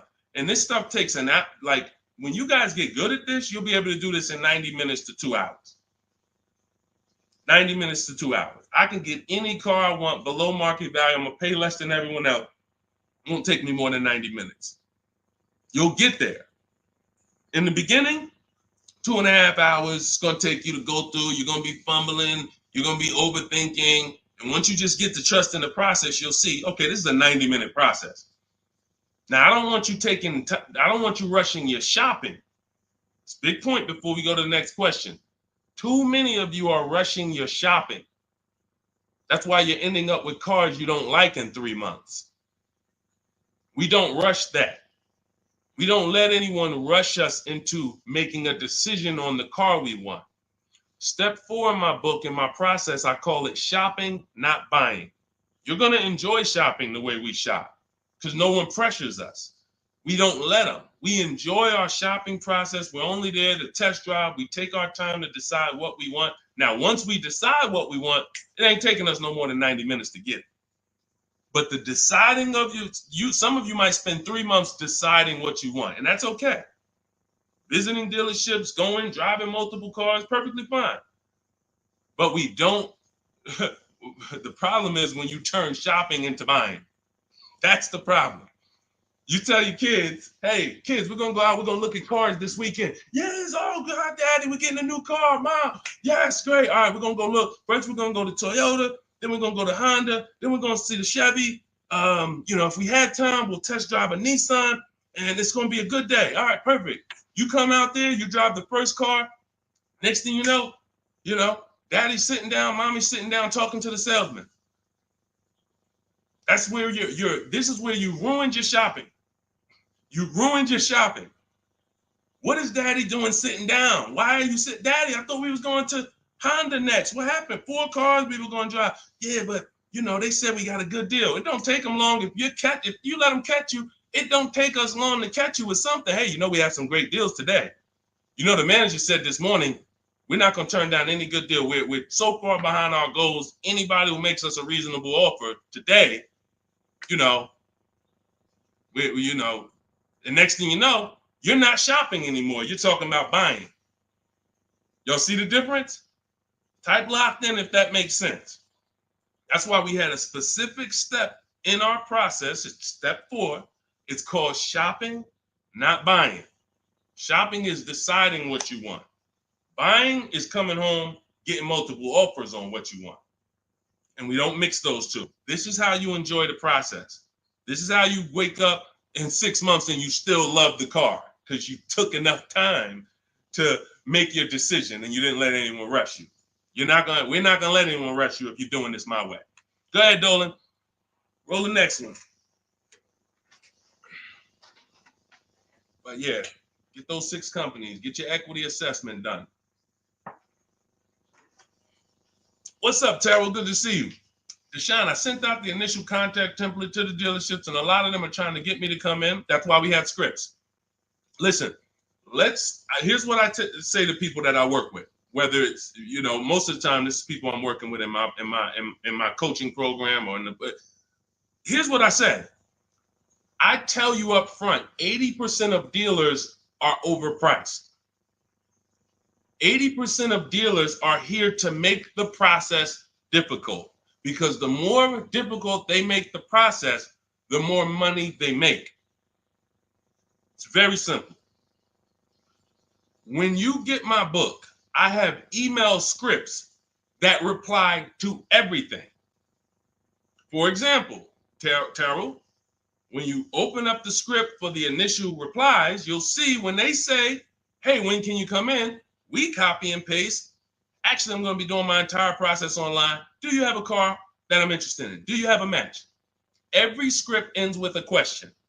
Whenever you are emailing a dealer, it should always end with a question. Somebody said, how much is the book? It's normally $97. If you go to my TikTok bio before the actual 30-minute timer gets to 0, you can get it for 75% off. So it'll be $24. So everyone who's visited that site already, if that timer started, it's going. So once it gets to 0, the price is $97. That's just our welcome offer for our new people. And you have a link in the YouTube comments as well as Facebook floating. You guys can see it. Instagram bio. Go activate your 75% off. It'll be in your inbox in a minute. But that's the whole thing. So let me read the rest of your question to see if it was something different. And a lot of them are trying to get me to come in and talk to them and test drive. What to do next? Resend another template. Well, there you go. No, you don't resend another template. We actually use the scripts. See, the reason why I know everything they're going to say is because those are templates too. When you guys get these emails, who gets the emails from dealerships? Hey, Jane, we love your 2016 Kia Sorento. We have a customer looking for that. My used car manager just said he needs that vehicle. Who's gotten that? Who's gotten those emails? Type me. Type me if you gotten it. Hey, I can get you out of good news. We looked at your 2021 Honda, and turns out we can get you in a new one for around the same price. When can you come in? Or when can we have a conversation? Right? Thank you, Dion Skinner. Okay, look, how do we know? How do I know you all are getting those? Because we sent them from the dealership. We sent them from the dealership. Listen, if you're not tagging your best friend into this broadcast, you're being a little selfish, because your best friend's out there right now and they need a car and they about to go and overpay. So tag your best friend into this. Hit the share button and share with your best friend. This is what happens. Those are all templates. There's a software we would use, Mastermind, Momentum. What it does is it just searches the whole database and it sends out templates to these people. If we send out 1,000 emails, 100 are going to reply. It's going to lead to this many appointments. Those are all templates. That's not custom stuff. Those letters aren't, oh, they took the time to send me a letter. So it was easy for me to prepare the counter scripts because I know everything they're going to say. When can you come in? Can we have a phone call? You know, it'd be a lot easier. All the stuff is there. That's why there's 3 different sets of scripts in my book. And there's no other book that does this. Quite honestly, there's never been a book that I've seen that actually has links to videos, actually has links to documents with scripts that you copy and paste. That's why I said, when I tell you the book should be $500, it should be. And then it would be, I'm only going to sell it to the people who really, really value their money. And they would. And they'd be like, Deshone, this was an expensive book, but I tell you what, this book saved me more money than probably any book I ever bought. But again, that's not God's plan. God said, listen, make it affordable, son. The people who are going to get it, they don't have no excuse. They have no excuse now. If the book was $500, you could, man, I really would get the book, but I don't want to lose $500. Book's $24 if you get there before the timer. So the point is, Terrell, use the scripts, follow the process, realize it's a new process for you, but everything's accounted for. Everything in the process is accounted for. Just use your scripts. Everything they say, copy and paste, and keep the conversation moving on your terms. And don't try to turn an 80% dealer to a 20% dealer. They're not going to be that. They're doing what they're supposed to do. Let them eliminate themselves. Usually, if a dealer's going to make it hard, there's a reason. God, we use a strategy for leases and new cars called the 25 to 5. We connect with 25 dealers online in 20 minutes. Then we send this initial contact template that Terrell sent. That's going to give us 25 dealers' inventories we're shopping from. So we never have to worry about, hey, you know, I don't really have that car, but maybe I could get it. You're shopping with one dealer, you're shopping from one inventory. Whatever they got, that's all we got. No, we're shopping from 25 dealers' inventory. So now out of the 25, we're looking to get 5 to 7 quotes, 5 to 7 offers. You're going to see they're going to be $150 a month to $200 a month apart, minimum. That's just how it is. And that's when you prove to yourself, holy crap, I see how different these dealers are. It's not close. It's not like, hey, I got 5 offers. This one was $605. This one was $590. This one was $580. This one was $570. Heck no. This one was $620. This one was $550. This one was $475. This one was $450. That's how far apart they are. The 80% make big money, big, huge commissions. Like, it ain't like, so the 20% are the people who we want to find and do business with. These are the people that compete. They want to beat their competition. We find them and we buy from them. Great question. Thank you, Terrell. Good to see you. Next question, Dolan. Oh, man, good question. And that's very common. Again, very common. It's a new process. All right, I said that's the same question. Same question, Dolan.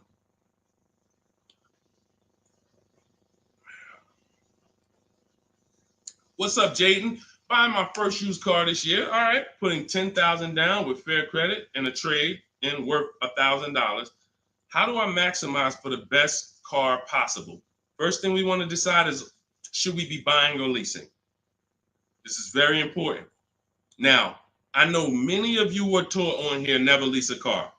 That advice is costing you thousands and thousands of dollars. And we'll go deep on that because I can't make a statement like that without going deep on this. But let me ask you, Jaden, do you have good credit, fair credit, not so good? You know, nobody knows you, so it's not like, you know. But I need to know this to properly answer the question, because some people, you know, they want to put a lot of cash into the transaction because they don't really have any credit.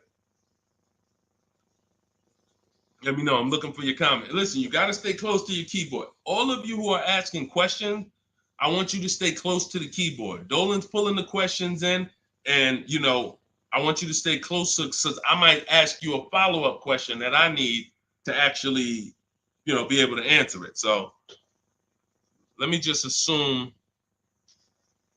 All right, let's just assume you have fair credit. Hang on one second. Let's assume you have fair credit. All right. Hang on. Okay.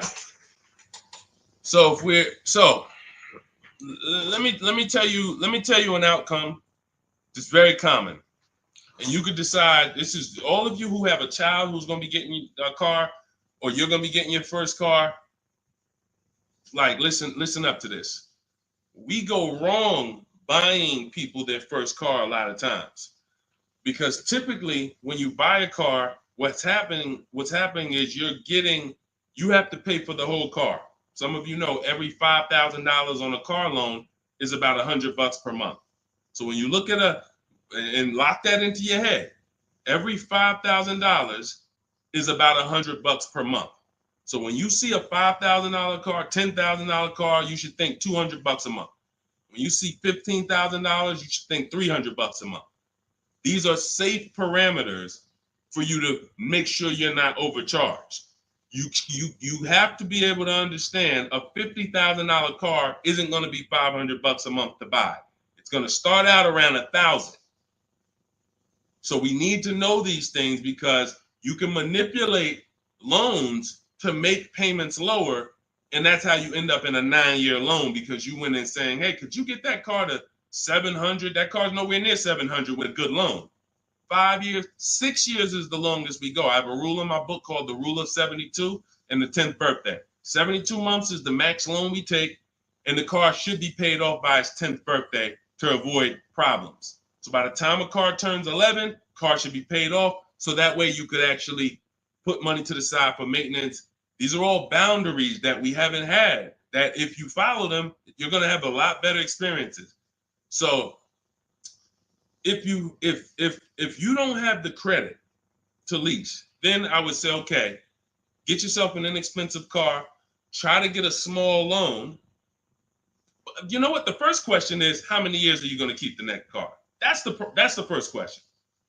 That is the first question. When you open up my book, the first question, if you and I were talking on the phone, Jaden, the first question I would ask you before credit, before anything, Jaden, how many years are you going to keep the car? Now, if you say to me, Deshone, I'm definitely keeping the car 9-10 years. I don't need a car every couple years at all. I'll keep a car a decade. Perfect. Forget about leasing. In my book, first step is, how many years are you keeping the next car? I want y'all to answer that. Everyone who's shopping, everyone who will be shopping, you're shopping now, or you're going to be shopping soon in the next 6 months, a year. I want you to answer the question. How many years are you keeping the next car? Guaranteed. Guaranteed. Because everything else comes after that. When you're going to keep it 8-9 years, I'm going to show you the steps you need to make sure you get a car that will last 8-9 years. Plenty of people say, oh, I wanted to keep the car a long time, but you didn't take the steps to make sure you got a car that would last that long. So everything comes from this question first. How many years are you keeping the next car? So now, Jaden, let's say you say to me 8-9 years. Perfect. So now what we're going to do, we're going to the purchase path. Not thinking about leasing. New car, used car, based on budget. Based on budget. Now you said you have a trade-in worth $1,000. I'm guessing it's an older car, so you can still put it through the equity assessment. But if you're saying it's worth $1,000, who told you that? See what I'm saying? See, the highest offer for your car is what it's worth. I want y'all to get into the habit of getting offers so that you know exactly what your car is worth, not letting one person tell you what your car is worth. So now let's just say, for example, your car is worth $1,000. Now we're looking at, well, do we get a new car or pre-owned car? And if we get a pre-owned car, here's how we determine new car versus pre-owned car. Budget is one. Now let's say you could afford both. I could afford a new, I could afford a new pre-owned. Which one? Well, it's based on values. Some people, you only get a new car every 10 years. You're like, hey, I want to get me a new car. Because at the end of the day, over a 10-year period, the amount you pay for the new car, you'll get some of it back on the back end. And some people are like, I want to get a new car every decade. I want to treat myself. I could afford both. Some people are like, hey, I can afford both, but I'd rather knock 30% off. I don't need the latest one. I'd rather knock 30, 40% off what the price would be.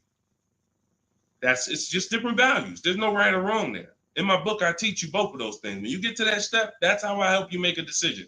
So sounds like, I would need more information. That's why I'm asking you, because I don't teach a one size fits all thing. I teach based on where you're at, here are your options. Pick one. Now, when it comes to buying versus leasing, oh yeah, one size fits all. Anybody on here who is not keeping their cars 8 years and you're buying them, you're losing thousands of dollars. You're just losing thousands of dollars. You can't compare. Like, look at somebody like Safrina. I use Safrina's deal. Oh, that's Teddy. Look at Teddy. That's a luxury car. Let's take a luxury car. Teddy got a $73,000 BMW. $73,000 BMW. He's paying $856 a month.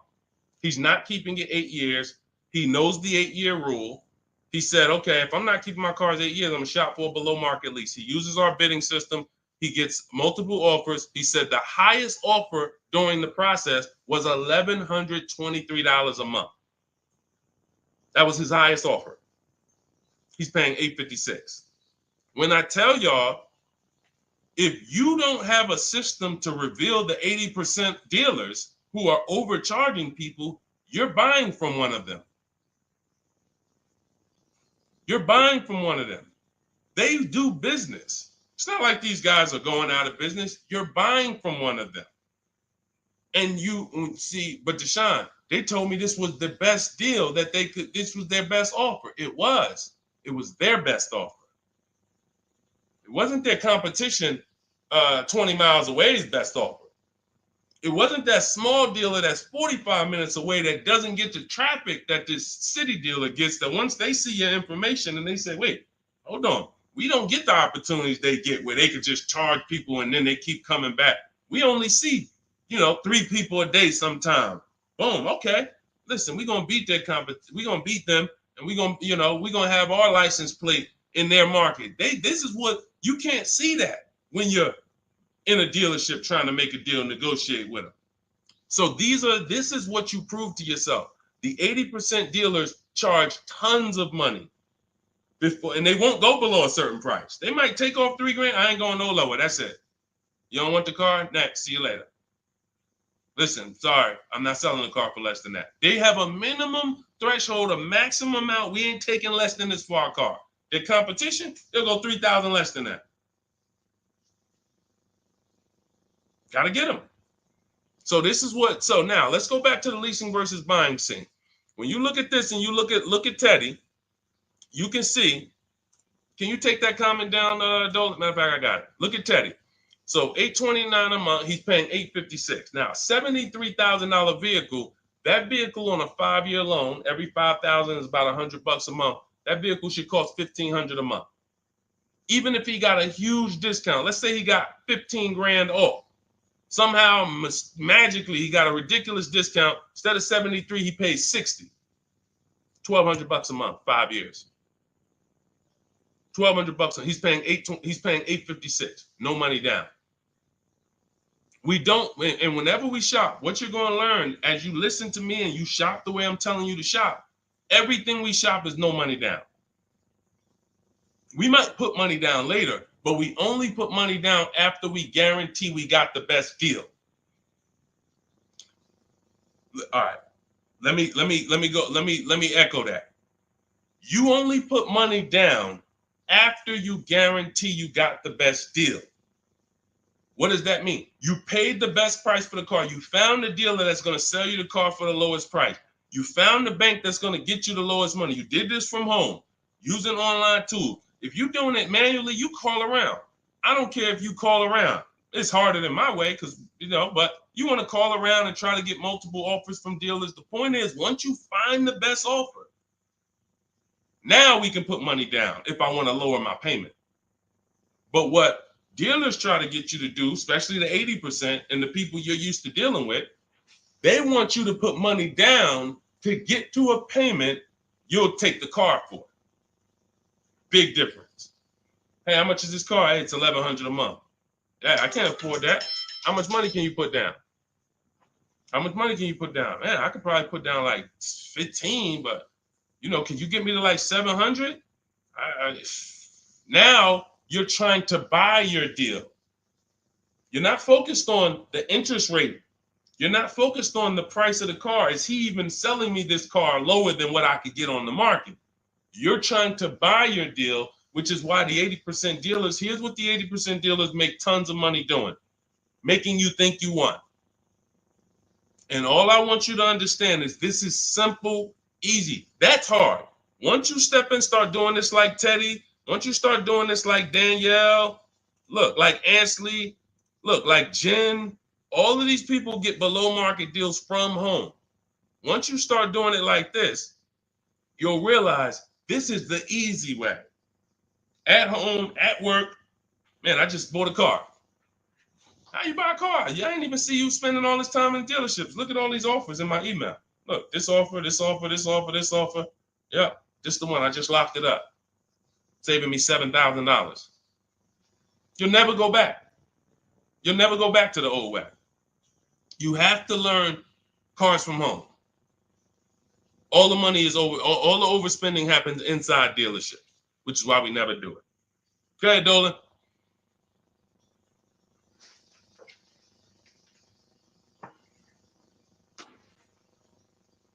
Let's go, Dolan. Keep them queued up, bro. Let's go. To Cali, good to see you. Should you put a down payment on a car? Well, that's just what we were just talking about. What we were just talking about was, all right, let's talk down payments on leases. First of all, you got to realize something about a lease.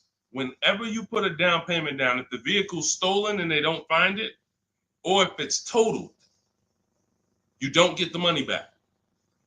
I'm not a fan of putting huge money down on leases, but unless you do one thing, you assess, well, two things technically. There's only two ways to lose your down payment. Car's stolen and they don't find it, or it gets totaled. So here's what you ask yourself. How many cars have you had stolen in your life? Some of you are going to be like, man, 3. I wouldn't be putting down payments on leases. Some of you like, Deshone, I never had a car stolen. Thank God. All right. You can check. You can check. Now, second question. The vehicle you're buying, what's the chances if you get into an accident, it can get totaled? You're buying a huge Jeep. You're buying a huge S-Class Mercedes. You're buying something that's very hard to total. You're good. You're good. You're buying a Honda Civic, putting $5,000 down on it. It's not a good. You're taking big risks. Big risk. So that's how we assess leasing. But here's the thing. This is how we shop for our leases. This is all in my digital book. We shop for our leases with only first month's payment down. That's really no down payment because when you lease, you give them your first payment, then you drive off. And when so that's how you do it. So first month's payment out of pocket, 12,000 miles per year. And we put taxes and fees in the payment. That's it. That's it. We get all our offers that way. The dealer's going to give you the offer based on how you told them to give it to you. If you told them, hey, just work me a lease out, They're gonna work you out a random lease, $3 grand down, boom. When you see these commercials, these are not deals. Listen, you cannot never judge. I told y'all at the beginning of the stream, it's 3 prices you can pay for every car: market value, above market value, below market value. Those are the 3 prices. Below market price is the people who got skills. That's the stuff we're talking about here. Below market comes from bidding. When you look at these offers, look at these commercials. Look at. Let me show you a deal. Look, Ansley just got a 2024 Infiniti QX Lux. MSRP is $58,000, $58,490 to be exact.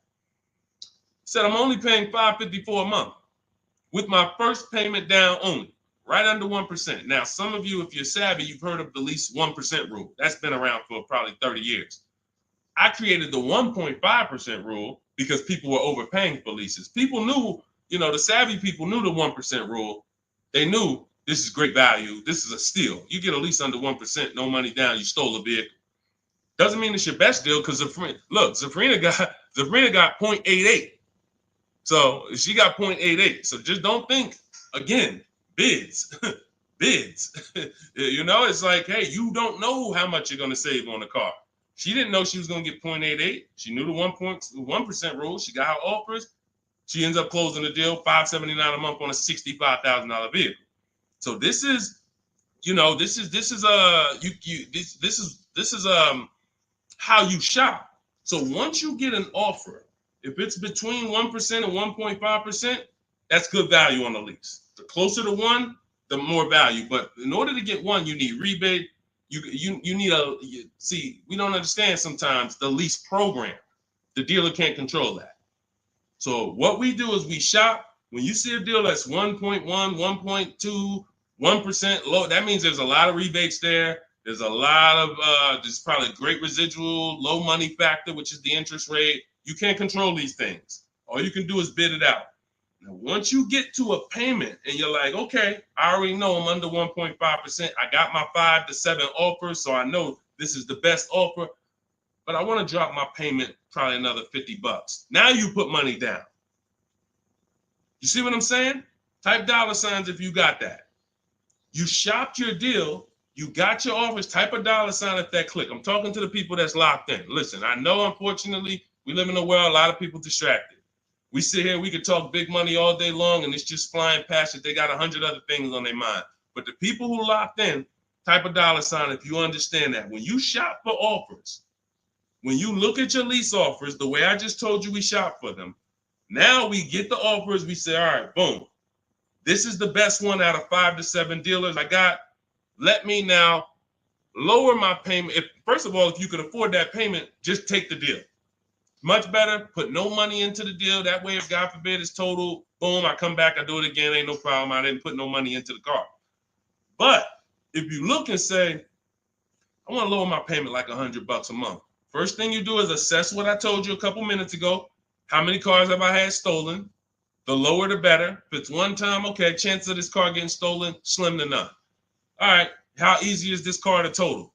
Now, it's a big vehicle. Like, I'd have to get into a pretty bad once-in-a-lifetime accident for it to be totaled. Perfect. All right, you can throw $2,000 down. You can throw $3,000 down to lower the payment more. That's how you use down payment money. You never use down payment money to buy your deal. You must have the deal before you apply the down payment. You must have the lowest interest rate before you get the down payment. You must have the dealer who's selling you that car lower than anyone else before you apply the money down. That's when you know you have a deal and your down payment isn't being taken and used as profit. Anybody else, down payment's being used as profit. It's just padding the deal. Give us more money to work with. How much could you put down? 6? All right, let me go work this out. And they're just around moving money around. They're moving, you're buying a car from them, you're getting your loan from them, and you're giving them $6,000 to work with. They have all this money to work with. That's a dream customer. And if this is you, I don't want you to feel bad. I only want you to feel, because no one told you this until now. I only want you to feel bad if you keep repeating it, because you got no one else to blame. Right now, you have the opportunity to change everything and focus on what I'm teaching you. So no one can do this to you. But the dream customer comes in, got a car to trade, wants to buy a car, needs a loan, How much could you put down? I'd probably put down like 3,000. That's 4 things you just gave him to work with. I got money in your loan I can move around. I got money in your old car that you want to sell to me, trade. All right, I could use that. Got some margin there. Then in the car you want to buy, I got some margin there. Then I got your down payment money that I got margin. I'm just about to let me manipulate a couple things and here. That's what we don't want to do. All right? That's why we separate the transactions. This stream, if you get the 3 pillars of great car deals, separating your transactions, bidding them out, this can never happen to you. None of this stuff could ever happen to you. Okay? Everything we're going over is in my new digital book. It's called Cars from Home, 7 Steps to Saving Time, Money, and Avoiding Dealerships. This teaches everything step by step, how to get below market leases, below market purchases, new cars, used cars, high mileage driving strategies. Some of you who are driving over 18,000 miles a year, you can't do some of this stuff is not, you need custom advice. See, again, I don't do one size fits all. You can't be an 18,000, 20,000, 30,000 mile a year driver and think you can actually use the same loan structures and all of that as a normal person. You're depreciating your car faster than them. So all of this is in my blueprint. It's in my new book. Get your copy for 75% off in my TikTok bio, in my Instagram bio, or we have a link in the comments for you on YouTube, and we have a floating link on Facebook for you guys. But if that timer hits 0, it's $97. And if I'm you, if I miss the 75% offer, I'm getting the book, knowing what I know. And there's people who have the book, they'll be like, hey, look, I don't care if you missed it. You need to get the book. It's $97, worth every penny. So I want you to have everything I teach. It'll be in your inbox in literally a couple minutes. It's a digital book. And as soon as you get it, you're going to see a thank you page, and it says screenshot this page. Very important, because on that page is the link to open the book. Then I email you a copy. Also on that page is the link to my support team, just in case you type your email wrong. Our system is great. We send out lots of books. It works every time. But if you mistyped your email, then you're not going to see the book. So make sure you have my support team's email. So if you don't see that book in 5-10 minutes, email my team, hey, and they'll get you the book right away. All right. Thank you, Skinner. Yeah, nobody ever broke it down like that. I'm glad. That's what I'm here for. That's what I'm here for. I only want to pay first month's payment, and that's it out of pocket. That's 90% of our people, Skinner. 90% of our people. Hold on, I'm gonna get to Hideout PA. You got the next question. Hold on. But look, 90% of our people, look, India, look, $365 a month, no money down. That's first payment only. Look, Melissa, look, got her hybrid Honda Pilot 2025, $597 a month. She made $12,000 on her equity assessment, sold her car.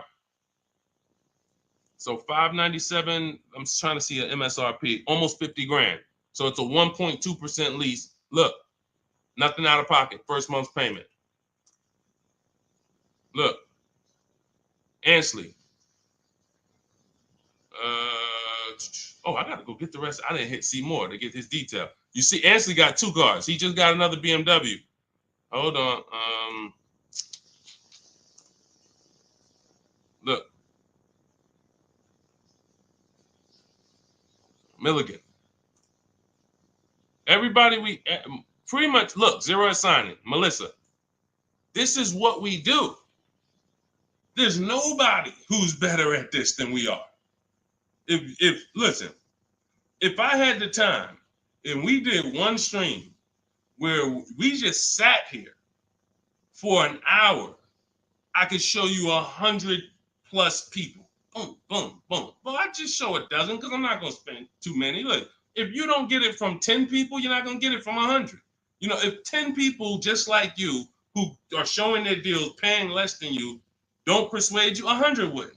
But the point is, everybody shops with no money down. Because when you shop with no money down from now on, you will see it's easier because you can't confuse me.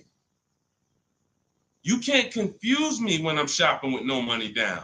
You got to be great at math, which I love math. So, I mean, I love math. But you have to be great at math to put 3, 4, 5,000 down and be able to see where the money's actually going. So the best thing to do is compare. I could get this car, no money down. I could lease this car, no money down. What's my payment? And then you'll be able to see it. Dealers can't manipulate you. So definitely, that's all we do is no money down shopping. Go ahead, Dolan. You can put that one up. You can put that question up. I want to get to that. Hideout PA. In a 2-year lease, 2024 Jeep Hybrid, 1,500 down, 499, 10K a month. Good deal. You have nothing to compare it to. You have nothing to compare it to. And this is what I don't like. Listen, I'm not the one who tells people you got a bad deal.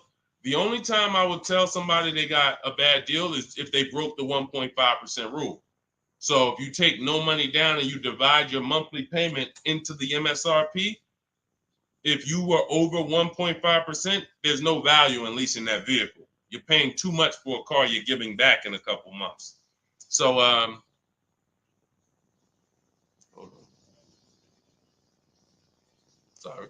Yeah. So, sorry. So, but when I look at your deal, the reason why I hate this is because you've already gotten the car and you're driving around and you don't even know you got a good deal. You're wondering if you got a good deal. That's very disempowering. It's a very disempowering position to be in. But had you gotten 4 other offers, you wouldn't have to ask me that. And what I want you to do is change that, because frankly, I would bet $1,000 that if I said to you, you think I can find that car for less than what you paid? Bet me some money. Would you bet me $1,000 that I can't find that exact same car you got for a lot less money? Would you take the bet? You'd probably be like, nah, I don't want to take that bet. I don't want that for you. I don't want that for you. I don't want that for any of you. Driving cars, and if God forbid you see Deshone the Auto Advisor one day and you're like, and I'm like, hey, yeah, you just got the car? Okay, great. If you don't feel like, hey, listen, I got 5 offers from these dealerships, and the one I picked, they were so much less than everyone else. See, I know you use what we're talking about.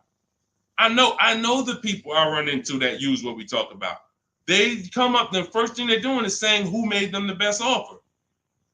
They're saying, hey, the dealer couldn't beat the rate I got from the credit union. I know you're using what we teach. They're like, yo, I had to go 150 miles to pick it up in the next state because they made me the best offer. I know you're using what we teach. That's when I know. When you come in and ask, hey, what you think about this deal? We have nothing to compare it to. So we look at something like, let's just take an average deal. Let's take an average deal. Let's take a big money savings. Let's always use Sean for an example. Because what you're trying to do when you're not getting bids the old way is you're actually feeling for the bottom, and you're hoping, I hope this price that I paid was the bottom. Shout out to the people running the likes up on TikTok. Every time y'all hear something y'all like, just keep tapping the screen for like, spend 10 seconds just, man, you know what? This dude is going in over here. Just spend 10 seconds. Every time you hear something you like, tapping the screen. Shout out to y'all running the likes up. But when you look at, hey, look, I lost my train of thought. What was I talking about? I don't even know. That usually happens once I've been on for about an hour. That usually starts happening. Hideout PA just bought the book. Awesome. Listen, I'm answering your question right here. So, and look, next time, that's the thing. So again, I cannot tell you, oh, the MSRP was 49,000. Okay, so 49, 1,500 down. That's about a 1% lease. Solid. We don't know if you could have did better though, and that's the point. Again, Zafrina. Funny story about Zafrina, and she got this 0.88% lease, right? You're probably a little over 1% because you put about 1,500 down, so that $1,000 probably would have put you about maybe 1.1. Still great value, absolutely great value. great value. But Zafrina called me. She was shopping for a Jeep Grand Cherokee. She didn't call me, but we you know, she's in my program. Again, we have Shop with Deshone, Shop with, you know, blueprints. It's all up to you. However you like to learn, we provide it. So she was shopping for a Jeep Grand Cherokee, and the best offer she had was like 1.1, and it was solid. But she was coming out of a Jeep where she was under 1%. Her lease was up. She was under 1% on her old lease. And she said, the guy told me if I take the hybrid version, or the electric version, he can get me down to 1%. No, I think she was maybe 1.2 on a Jeep Grand Cherokee Limited at the time. She said if I take the hybrid version, he said I could do a 1%. He could get me to like 1%. I said, okay, if you're going to look at the hybrid, the electric version, that's an entirely different vehicle. The same dealers that you've been getting the offers from, run it past them now. That's a different lease program, different vehicle. Yeah, he might be able. Now look at this. Here's the big part. He was selling her the standard version lower than everybody else. But then he flipped her to the electric version because it had a better program. She ran the lease again, and another dealer sold that vehicle lower than everyone else. This is why this round robin system is so fun and empowering and revealing. You cannot trust any one dealer. We put them against each other, and that's how we win.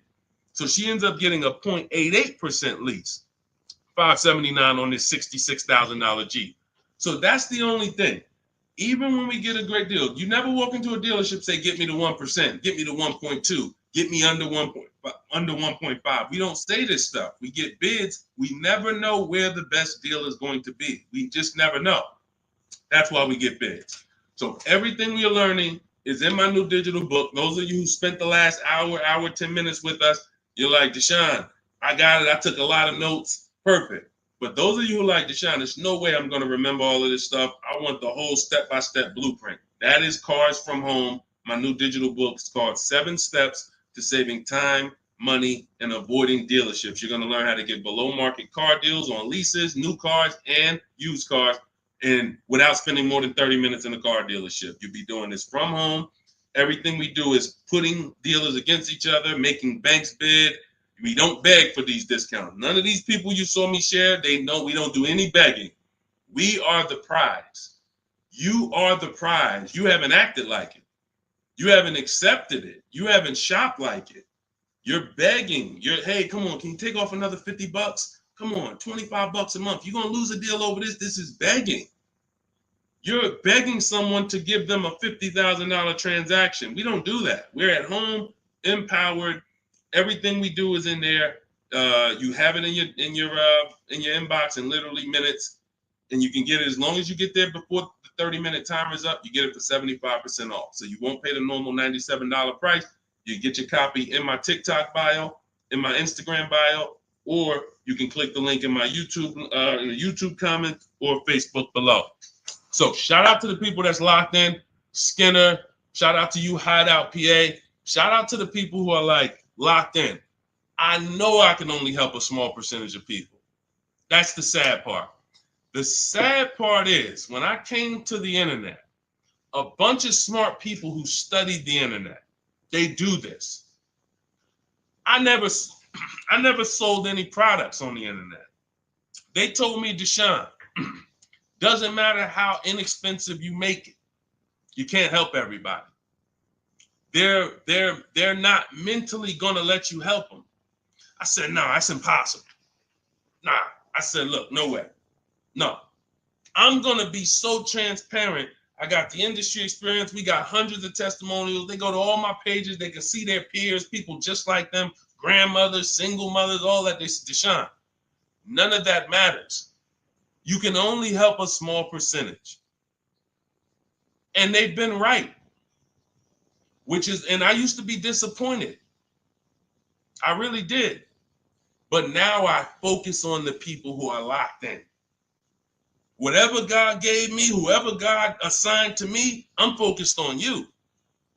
That's it. So I'm here to make sure Hideout PA wins. She got the book. I'm here to make sure that Skinner wins. I'm here. Anybody who locked in, hey, Deshone got the book. You talking to me. I'm the 10%. I'm the 20%, whatever percentage it is.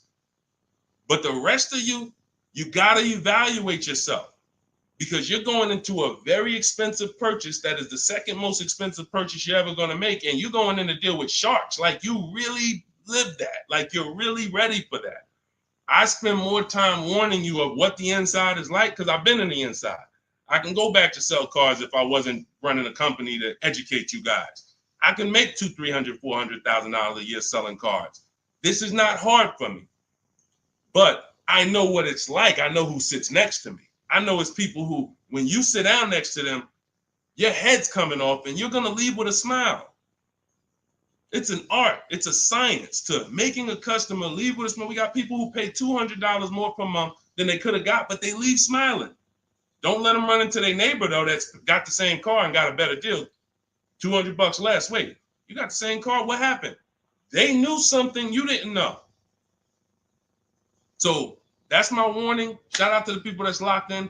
Get your book for 75% off. Make sure you screenshot the thank you page. The book is right on the thank you page. As soon as you pay, you can download it, add it to your inbox, and just use it and win. And make sure you email me your success stories. All right. I'll see y'all in the next stream. God bless you.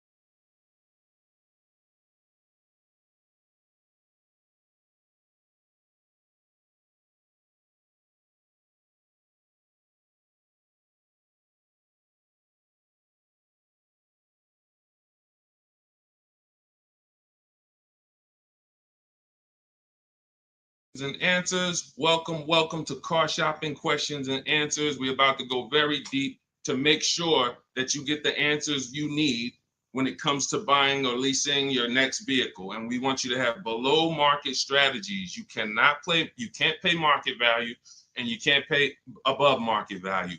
The goal when you are purchasing or leasing a car is to get a below market deal. That's the only deal. If you pay market value, you're paying what everyone else paid. It's not a deal. If you pay above market value, you're paying higher than what most people pay. It's definitely not a deal. The only deal is below market value. I see you, Rachel. We're gonna start off with you. I see your question on coming in on TikTok. So Dolan, we get ready to pull these questions in. As you guys start typing your questions, we're gonna have Dolan pull them into the show so you can start typing.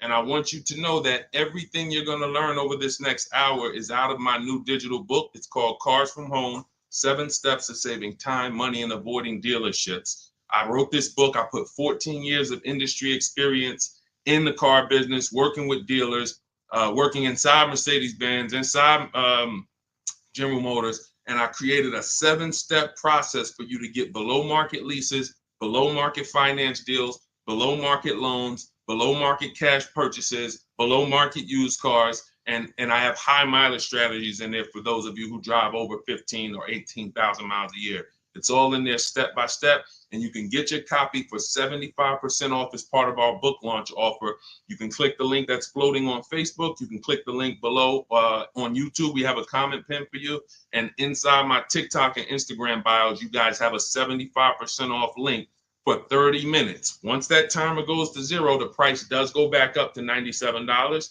It's still worth it at $97, but I'd rather you save the 75% off the total price so you have even more value. So get your copy immediately. Don't let it go down to 0 before you get your copy, all right?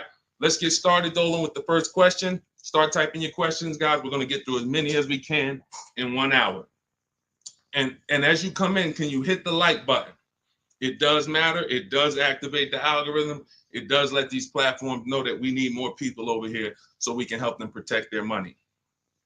Okay, this question came from Rachel. what's the best time to get a car?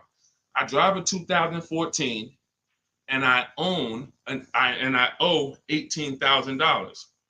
What is the best advice you can give on trading a newer vehicle? It's under 18, it's under 100,000 miles. Okay, Rachel. So one of the things that the first sense I get is I don't like you still owing that much money on a car that's 10 years old already. I have a rule that I teach. It's called the rule of 72 and the 10th birthday. That means that you never want to take a loan longer than 72 months, but you also don't want a loan on a vehicle past its 10th birthday. And I'm going to tell you why. In 14 years in the car business, I've seen tons of people have things go wrong about the 10-year mark. Now, there's nothing wrong with things going wrong because that's why you have a car, so that you can put a little money into it, maintain it, and keep it driving for as long as possible. The problem is when you have a loan on that car, now what you're doing is you're repairing the car while you're making, hold on. I had to turn the Bluetooth off. Okay, so the problem is you're repairing that car while you're making payments on it. I call these the four expenses. The four expenses for a car are what you pay for it every month, if you have a loan, what you pay for gas, what you pay to repair it, and then what you pay to maintain it. Maintaining is oil changes, brake fluid changes, tire rotations, new tires. These are, replacing brakes. These are maintaining it. Repairing it is if something breaks on the car. And it's that I call that the fourth expense. That's what most people are not ready for. And what I see is if you have a loan past the 10th year, you're getting hit with you're getting hit with all four expenses. And if you've ever seen someone who has a luxury vehicle and they hate it, they usually are buying cars that are too old and taking loans that are too long on them.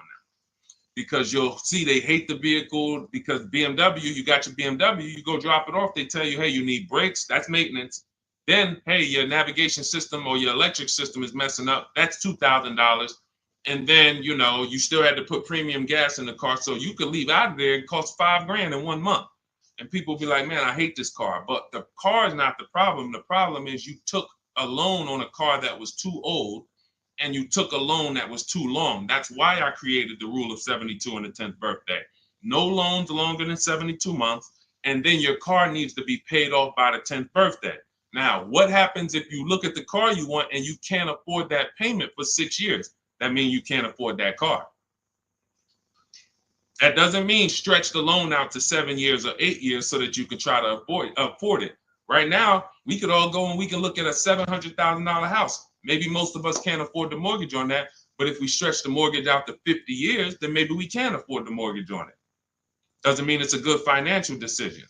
So if you're going to finance again, Rachel, I want you to keep that in mind. When you replace your current car, if you're going into another finance, which I don't recommend if you're not keeping this next car 8 years, because you're going to be in the same position again, you should be going into a below market lease.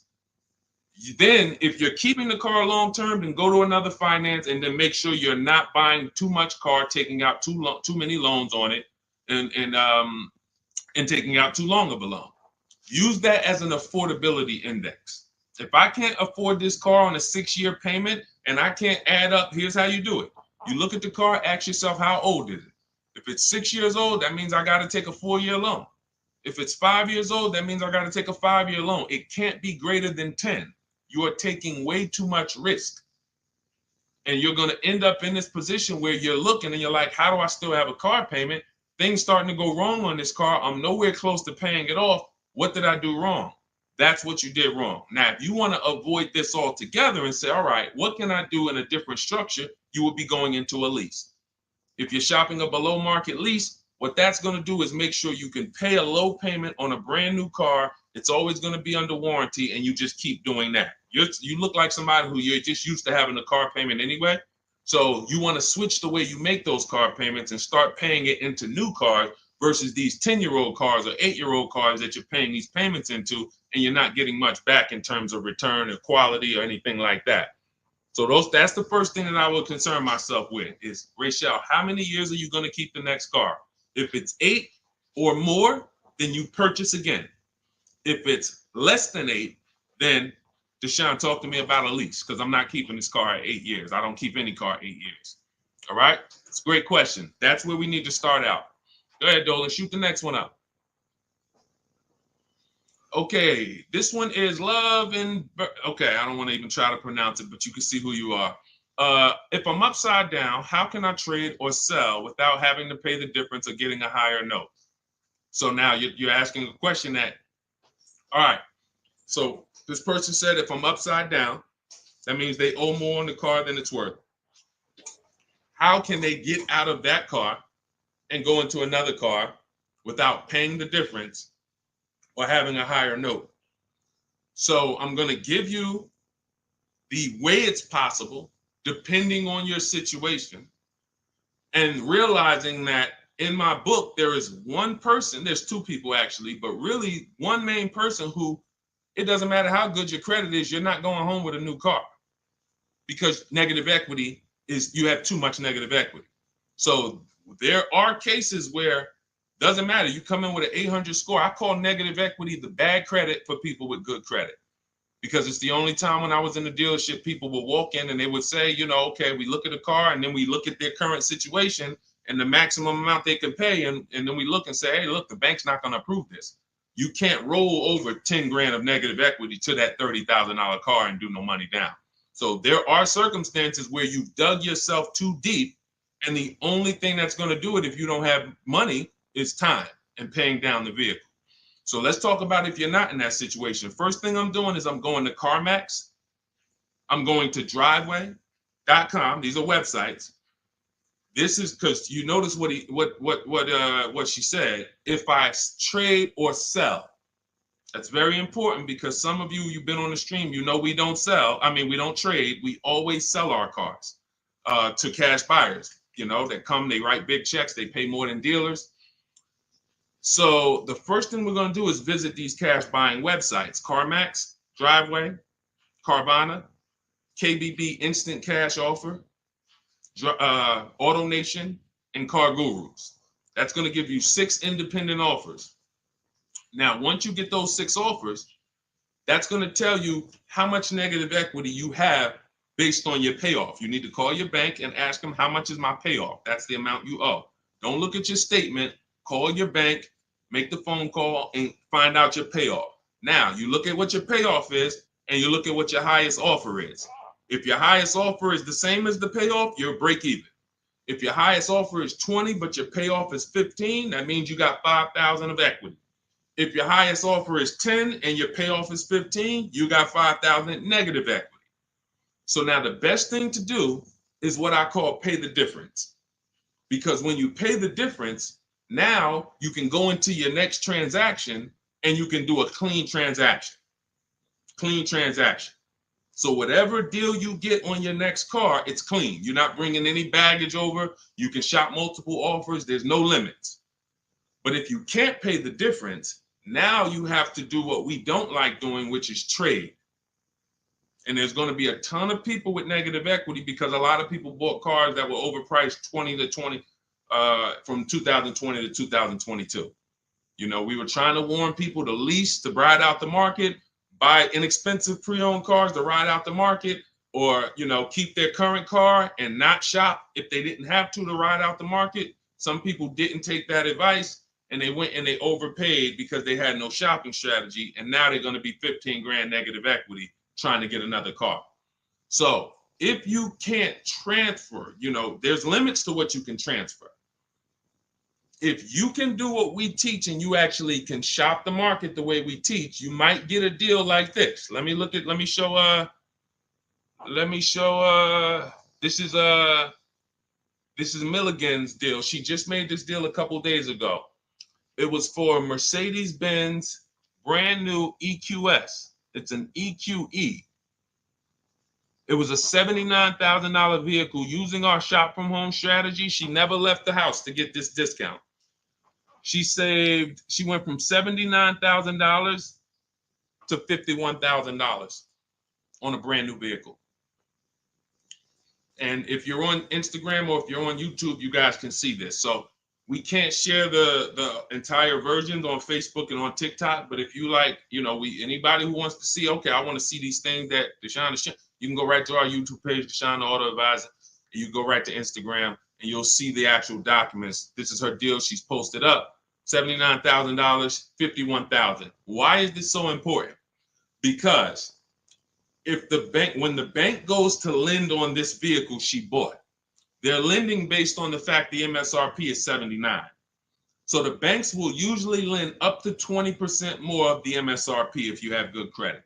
So 79, the max they'll lend is another 20% of that. So let's say, $96,000 is the max they're going to lend on a $79,000 car.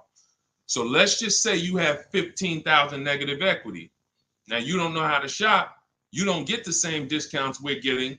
You don't have that same thing. You can't slap all of that negative equity on and your taxes and your fees because you're going to blow out the loan to value ratios. The bank's not going to approve it.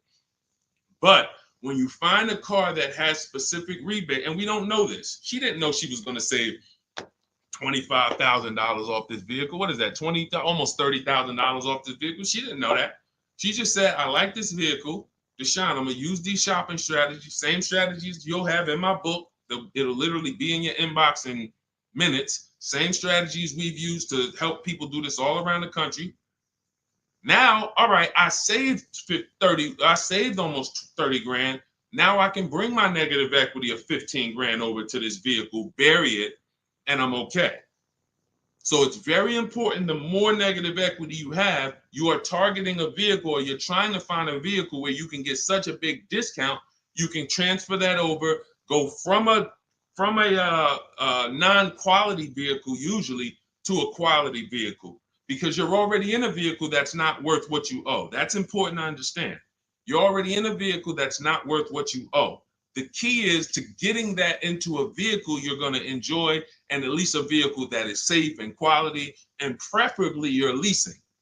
Because the great thing about transferring negative equity to a lease is once that lease is up in 3 years or 39 months, the negative equity is gone.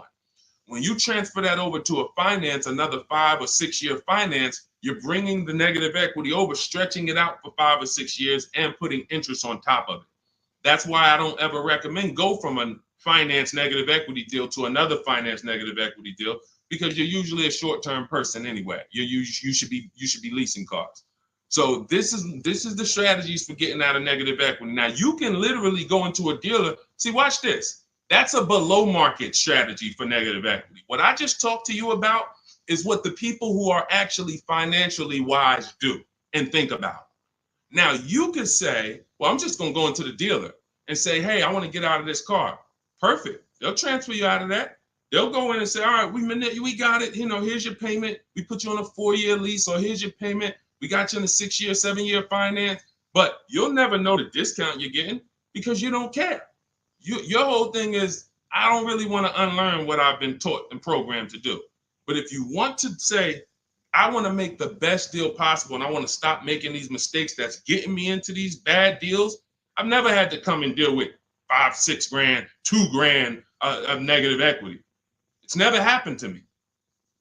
But there are people, you might be one of them, who every deal you make, it's a negative equity situation. It's a negative equity situation. That's because you haven't learned how to structure your deals correctly. And those are the things that I want you to unlearn so that you can have empowered car buying, be making deals you feel great about, posting your numbers just like Milligan did, and saying, hey, check out the deal I made. Not just check out the car I got, check out the deal that I made. Okay?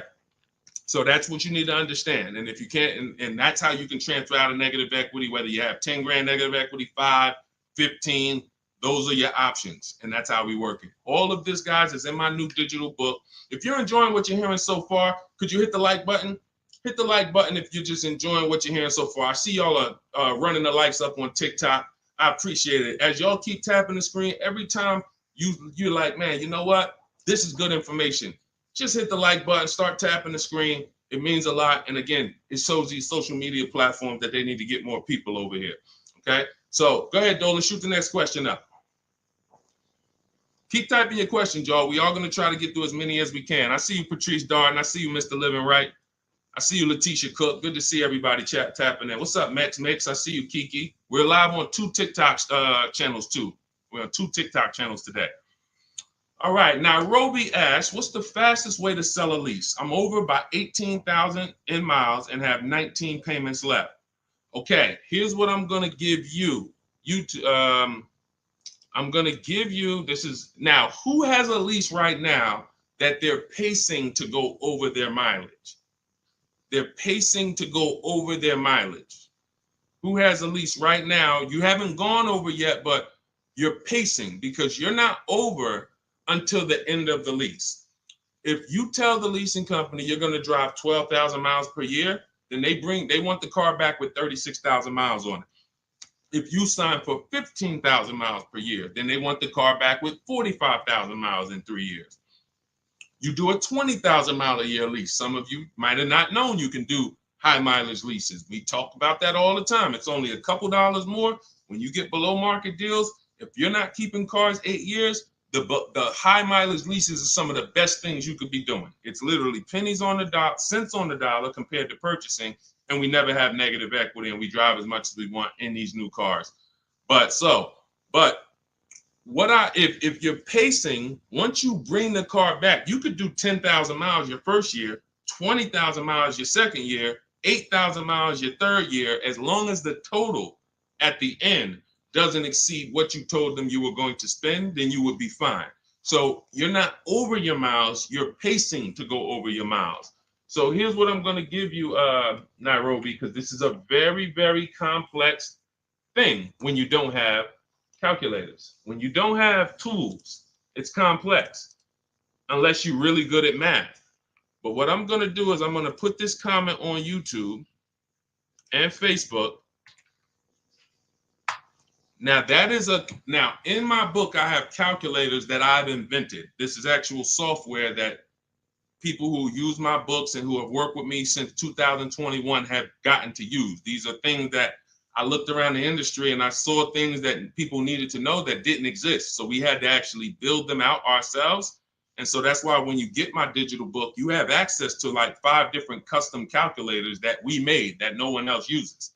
So one of them is this lease penalty calculator. Now, if you're pacing to go over your miles, here's what you got to understand. If you call a dealership, one of the biggest lies that they're going to tell you is, come on in, I'll take care of the mileage, or I'll take care of the penalties, or we'll get you out of the lease. Who's heard that before? Type me if you've heard that. Type me if you've ever spoken to a dealer, if you said, hey, I'm going over my miles, or hey, I'm thinking about, I want to get out early, and they said to you, no problem, come on in, we'll get you out of that. Don't worry about your old payments. Who's heard that? Who's heard that? Okay, type me. I told y'all, you got to stay by your keyboards when you're on these live streams. This is not, you're not watching somebody play video games where you could just be like, all right, yeah, let me just watch this person. Nah, this is active learning. This is stay by your keyboard because we dialogue with each other. All right, Latesha, I see you. Carol, yes, I see you. Harold Driver, yes, I see you. All right, so here's what happens. Those payments and that penalty that you drove over your miles, they don't get taken care of. They get rolled into your next deal. The only way lease payments disappear is if they have something called a payment waiver. And that's for loyalty in some cases. They don't say, hey, you got a Honda, you're buying a Toyota, we'll waive those old payments. They'll say, we'll take care of them. But what that means and what you need to know and what we know is that means I'm rolling them into your next car. So you're paying for that car in this new car. We don't like to make deals like that because it's baggage. It's baggage. So what we want to do is we want to find out if we're pacing to go over our mileage, does it make more sense for me to get, thank you, Tim. That's actually a good statement. Ain't nothing free. That's a good statement that a lot of people don't understand. When they say, hey, I'm throwing in these floor mats for you. Hey, I'm throwing in key protection. That means there's so much money in the deal that we have to actually, it's something called padding the deal. The finance manager and the team, they're trying to just pack. We got so much profit in this deal. We need to figure out how to allocate some of this so it's justified So when you hear them say that, oh, he threw in all this, he threw in all of this for me, that means you got a horrible deal. Sorry to tell you, but I got to give you the bad news first so that you understand. All right, it's smoke and mirrors, but I'm not gonna make these mistakes again. You have a whole billion-dollar industry that is really hell-bent on keeping you shopping the same way you've been shopping, because it keeps them on the Fortune 500 list. It keeps them publicly trading at a good profit. But our people and the people who listen to us, those of you who locked in, you're gonna be the ones that everybody else buying up here, but we buying down here. So let's get back to this point. So you want to see if I'm pacing to go over my mileage, does it make more sense for me to replace the car now? In which case, my payments would be due. If I stop my lease 3 months early, and in Nairobi's case, she has 19 payments left. If she was to go and stop her lease now, those 19 payments get billed out immediately. So if she walks into a dealer and says, hey, get me out of this car, they're going to try to either see, can they buy it, or do we make the payments and roll them over? What happens most of the time, and it's usually a better situation, guys, is you would use that lease penalty calculator, you put in how many miles you're driving per month, and it's going to tell you, if you go all the way to the end, this is how much your mileage penalty would be. I had somebody who I work with use that calculator. He found out the mileage penalty would be a little over $2,000. But if he got out now, his payment and mileage penalty would be $5,000. See, first thing we want to do when we find out we're going over mileage is, let me try to get out of this car. Oh, you don't realize that that's a bigger penalty you're paying, breaking the lease early, versus go to mileage, and then you find yourself a below market deal. You get yourself a deal like this. Get yourself a deal like this, because I told you I'm gonna be showing a lot more people. We had so many people get cars over the last couple of days. We gonna be showing these people. Look, this is Melissa.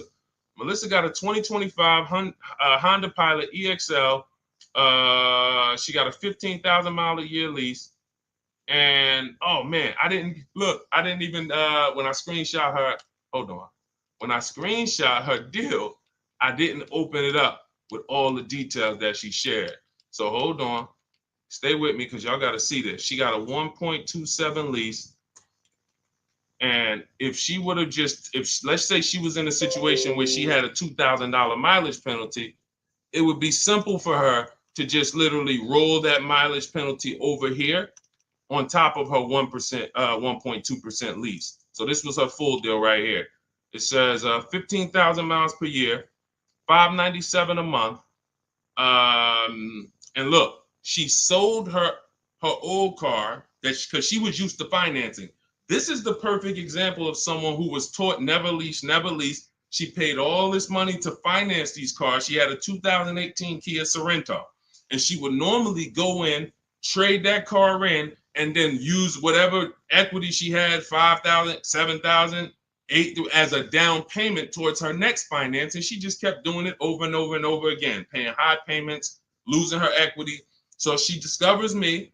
She finds out she's not keeping cars 8 years. She's like, all right, if I'm not keeping cars 8 years, I'm not breaking Deshone's 8-year rule. I'm going to shop for a lease. So now she shops for her lease. She gets the same car she would have gotten and paid tons of money for, $800-900 a month for, because she was financing it. But now she actually she financed, she gets her new lease, $597 a month. And look, she did her offers, the 6 offers I told y'all to do, 10 minutes ago, $12,000 in equity. So she goes in, she gets the new car, no money down, $597, drives off in a brand new $50,000 vehicle. Then she gets a check and she puts it in her bank for $12,000. It's the way the money moves. If you understand what I'm saying, if you're starting to, even if you don't get it all, if you're starting to understand type of dollar sign, it's the way the money moves. This is already a woman who likes driving newer cars. It's obvious. She has a 2018. She's going to upgrade it. So she would normally just go trade it in, finance another car, keep it another 5-6 years, trade it in, finance another car. It costs big money to finance these cars. It costs huge money. So now what she did is she said, okay, I drive 15,000 miles a year. I'm just going to get a 15,000 mile a year lease. If she would have got a 12,000, payment would have been $25 less.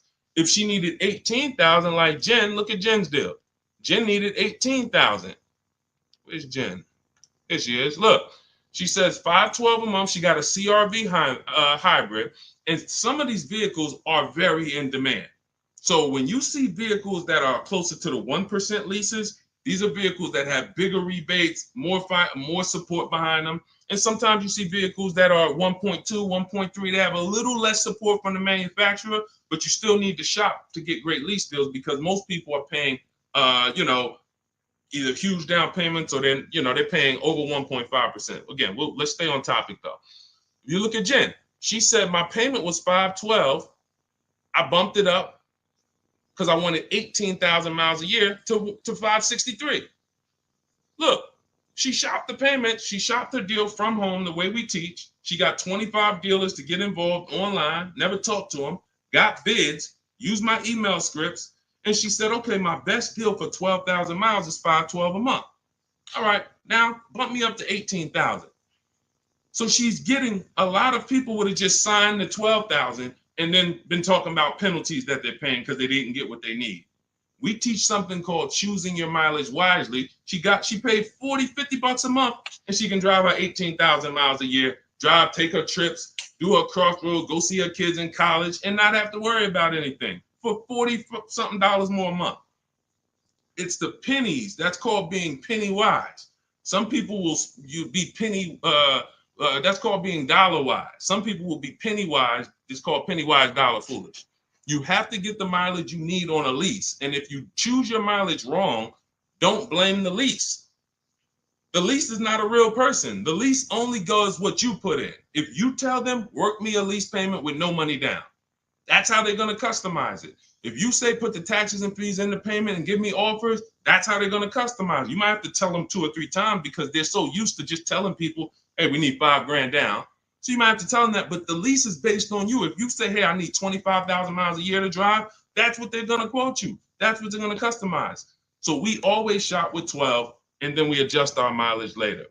But that's what you need to see, Nairobi. So you're going to see, use that calculator I put the link for. It'll tell you whether it makes sense to get out now, later, or at the end. But the last thing I want you to compare that to is the equity assessment. I want you to go to CarMax, go to Driveway, go to Carvana, go to KBB Instant Cash Offer, go to Driveway, go to AutoNation, go to Car Gurus, get those 6 cash offers because you may be able to sell your car. And in which case, if you sell your car, all is forgiven. If you sell your car, there's no penalties, there's no nothing because you're actually transferring the title and the buyer is paying the company off. So do that equity assessment. But when you go to those websites, you must put in, when they ask you, is it a finance, lease, or own, put own. Don't put lease because it triggers something in their websites. Now, if y'all are like, you're like Deshone, I'm not going to remember all of this. Get the blueprint. That everything I'm teaching you is out of my new digital book, Cars from Home, 7 Steps to Saving Time, Money, and Avoiding Dealerships. It's already 5-star rated. Shout out to the people on Goodreads who have reviewed it.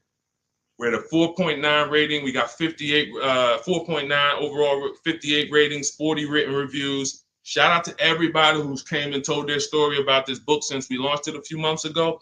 And you can go and see what the public is saying about it. This ship has sailed. You can get your copy for 75% off for the next 30 minutes. If you visited the website in my TikTok bio and my Instagram bio, once that gets to 0, there's a countdown, 30 minutes. Once it gets to 0, the price of the book goes back up to $97. It's still worth every dime, but I'd rather you pay $24 instead of $97. So on Instagram, TikTok, your 75% off is in my TikTok bio, in my Instagram bio. Get it before the countdown expires and you'll have the blueprint. On Facebook and YouTube, we have a link in the comments for you pinned for you to get your copy for 75% off for 30 minutes only. Again, if you're like Deshone, this is good, but there's no way I'm going to remember all of this. You can watch the replays, get it however you want it. Our system is step-by-step, and it doesn't involve talking. Everything we do is online tools. Okay, go ahead, Dolan. Let me take a sip of water. Next question. And you can buy more miles on the lease. That's a good point. A lot of people don't know that though, Tim. They really don't. You know, they might have signed a bad lease or heard somebody sign a bad lease, and then, you know, usually what signing a bad lease is overpaying for it or not getting the mileage you need, or both. You get them. I've had people who know they're not going to drive 10,000 miles a year, but because it's $40 a month less, or because they don't know, just pay $40 more and get what you need. They'll just take the 10,000. It's a horrible decision, and it leads to a terrible lease experience. All right, this is Teneros. How much should I put down as a down payment? It's a great question. So what you want to do is understand that down payment is nothing but payment management. It is not deal management.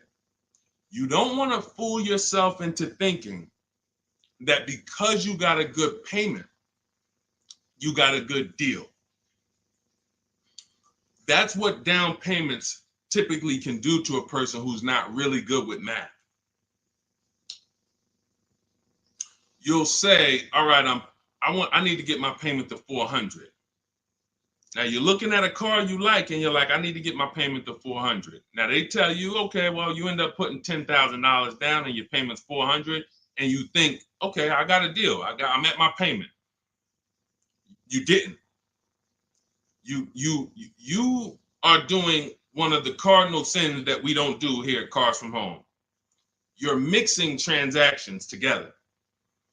What does that mean? Almost everybody who's financially savvy when it comes to cars is going to separate their loan from the purchase price of the car. These two things are unrelated. You shop for the price of the car separate from the monthly payments. Because when you separate, you realize one thing. When most people are giving car dealers 3 transactions and not realizing it, they're buying a car from them. That's one transaction.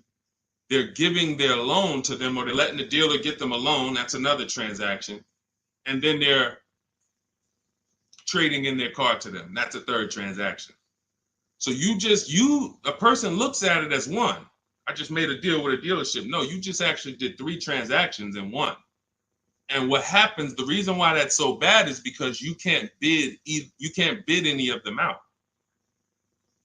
In order to make sure you got a great deal, you need a great deal on each of those 3. The car you need to replace, you need to get the most money for that. The most money comes from bidding it out on the market with the strategies I just said 5 minutes ago with the companies that I just named, the equity assessment process. That's bidding that out. Now, we bid out our loans. Who's going to give us our loan? Who's going to give us the best interest rate? There's plenty of banks that want to compete for our interest rate. Plenty of banks that they don't even sell cars. That should be a clue to you guys of how much money is really in cars, because there's companies who don't sell cars. All they want to do is loan you money to buy a car. That means there's a lot of money in the loan business. So we bid that out. And there's a way we use a strategy. When you get my digital book, you get something called the Bank Bidding War Blueprint. This is how we make banks and credit unions bid for our credit, bid for our loan. We have 20, 30 people bid without affecting our credit negatively. There's a specific way that credit bureaus allow you to do this. It's called rate shopping, where it's within a certain window. But if you're getting pre-approvals with hard credit pulls and then you're going out shopping, you're not going to be able to do this, because you're going to get a hard credit pull here. Then a month later, you go find your car. That pre-approval expires. Now you got to do another hard credit pull. You already hit your credit twice, and you're outside of the rate window. It's just what most people are doing. And that's why when you get a pre-approval, most people become scared to shop now, because they don't want to let anyone else run their credit. So you're limiting yourself. But the Bank Bidding War shows you how to have unlimited people bid for your interest, and we do that after we find our car. But the third transaction is when we're going to buy a car now. The car we're buying, we're going to shop the used car market, look at all the marketplaces. I have a strategy I call the multiple marketplace strategy, where we're looking at all these websites like Amazon. I mean, we're shopping like we're shopping for a TV on Amazon, Walmart, BestBuy.com, but except we're on these car websites. Now we're narrowing it down, narrowing all the inventory down to the top 5 choices, and we're narrowing it down based on title, service records, accident history. We're verifying there's no bogus fees, and then we come up with our top 3 after we get the new car price of these vehicles. This is all, again, step by step. And some of you, you're like, this should be expected. This is what car shopping should be like. Car shopping is not like buying a TV. It's closer to buying a house.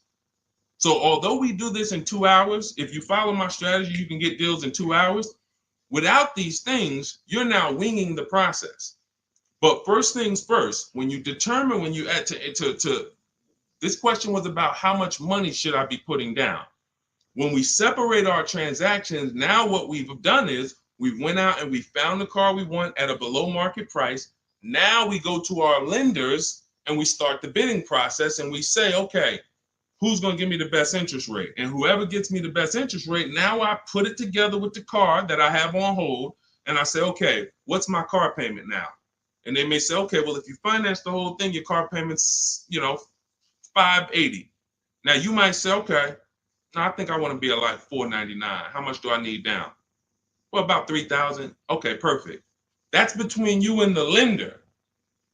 It's not between you and the dealer. You're not, see, in that case, now you have the best price on the car waiting for you because you got bids on that.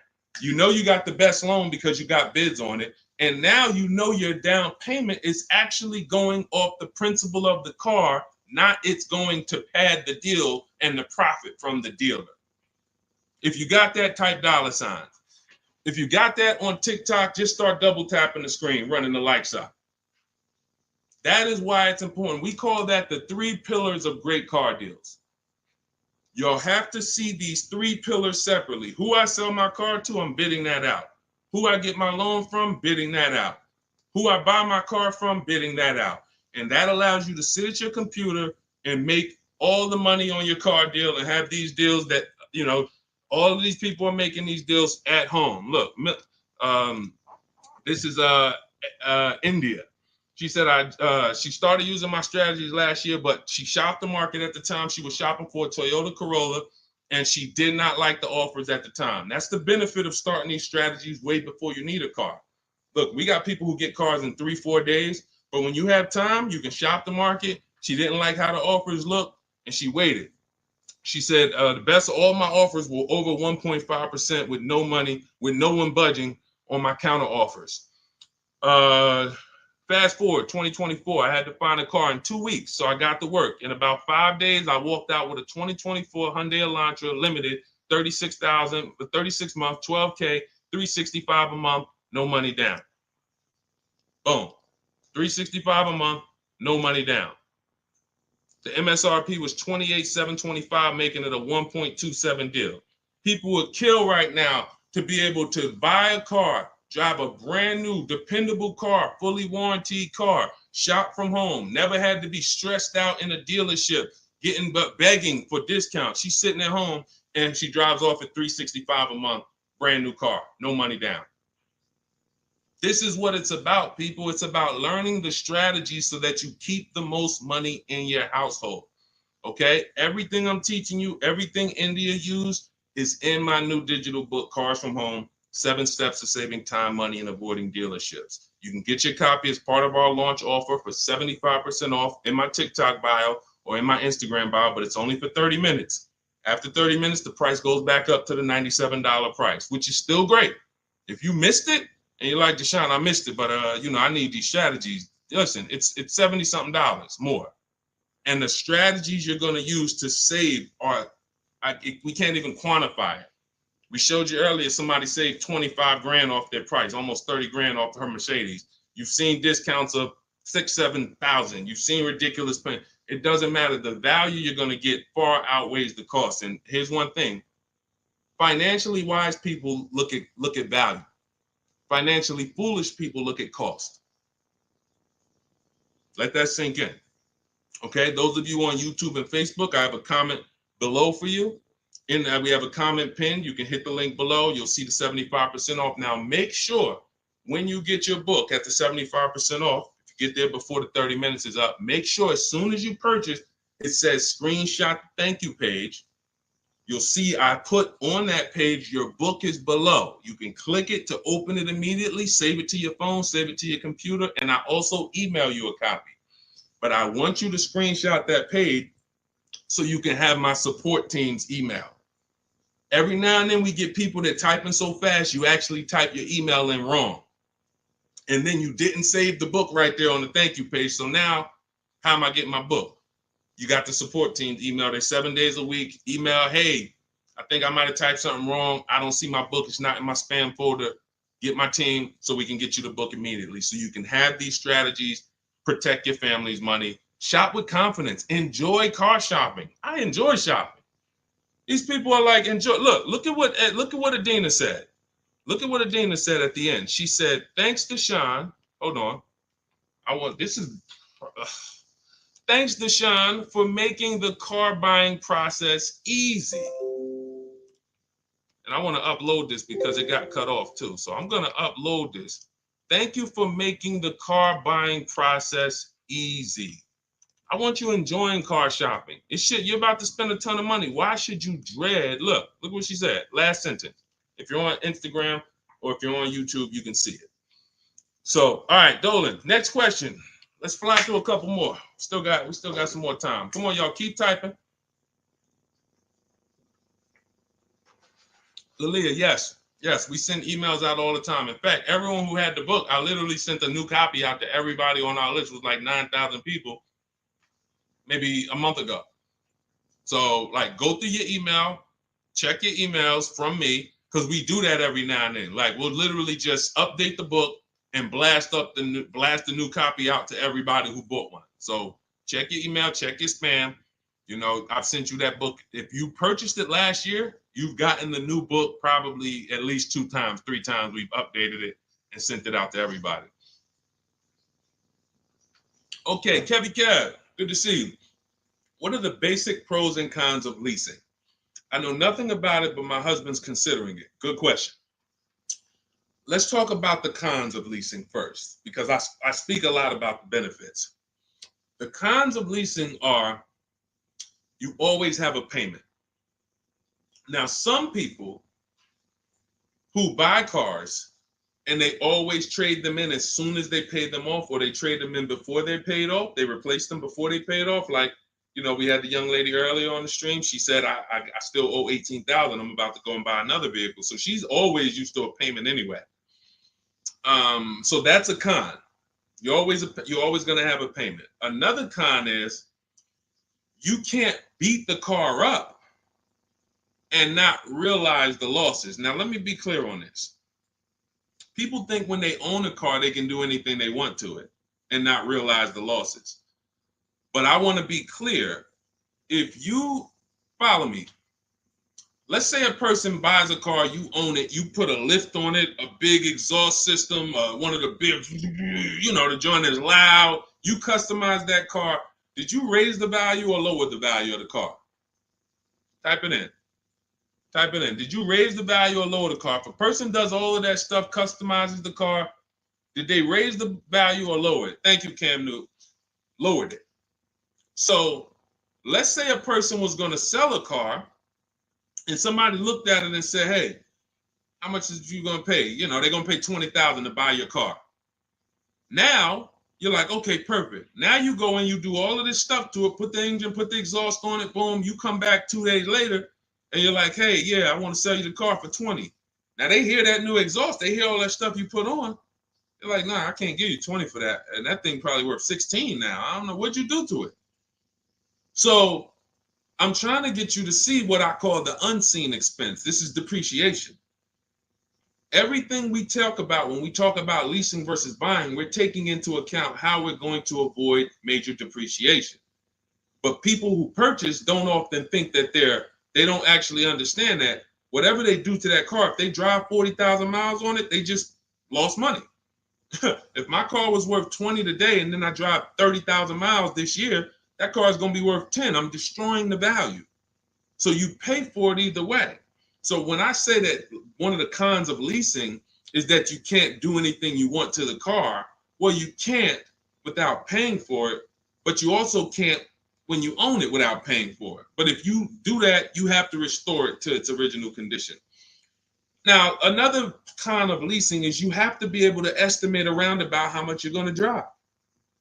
So people who are like doing Uber or something, you don't know how much you're going to drive.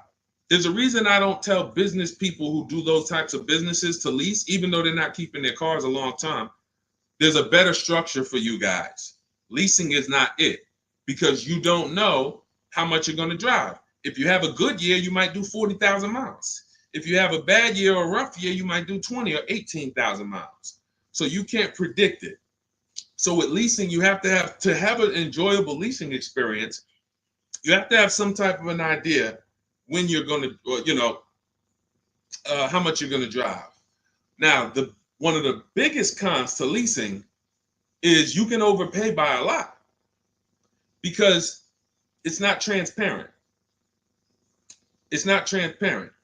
Could everybody who shares, there are a couple people on here, you always share the broadcast. I appreciate you. We need you. Can you hit the share button, hit that arrow, hit that paper plane, and tag one friend in, just in case they might be going to the dealership tomorrow. We need to make sure that they have what they need to win. So shout out to the sharers. We can't do this without you.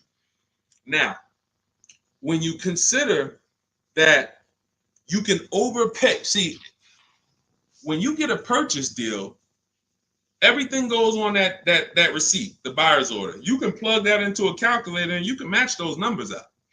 You might not be used to doing it, but that bottom line price, you can plug that right into a basic auto loan calculator on hundreds of websites, and you can make sure that your payment matches.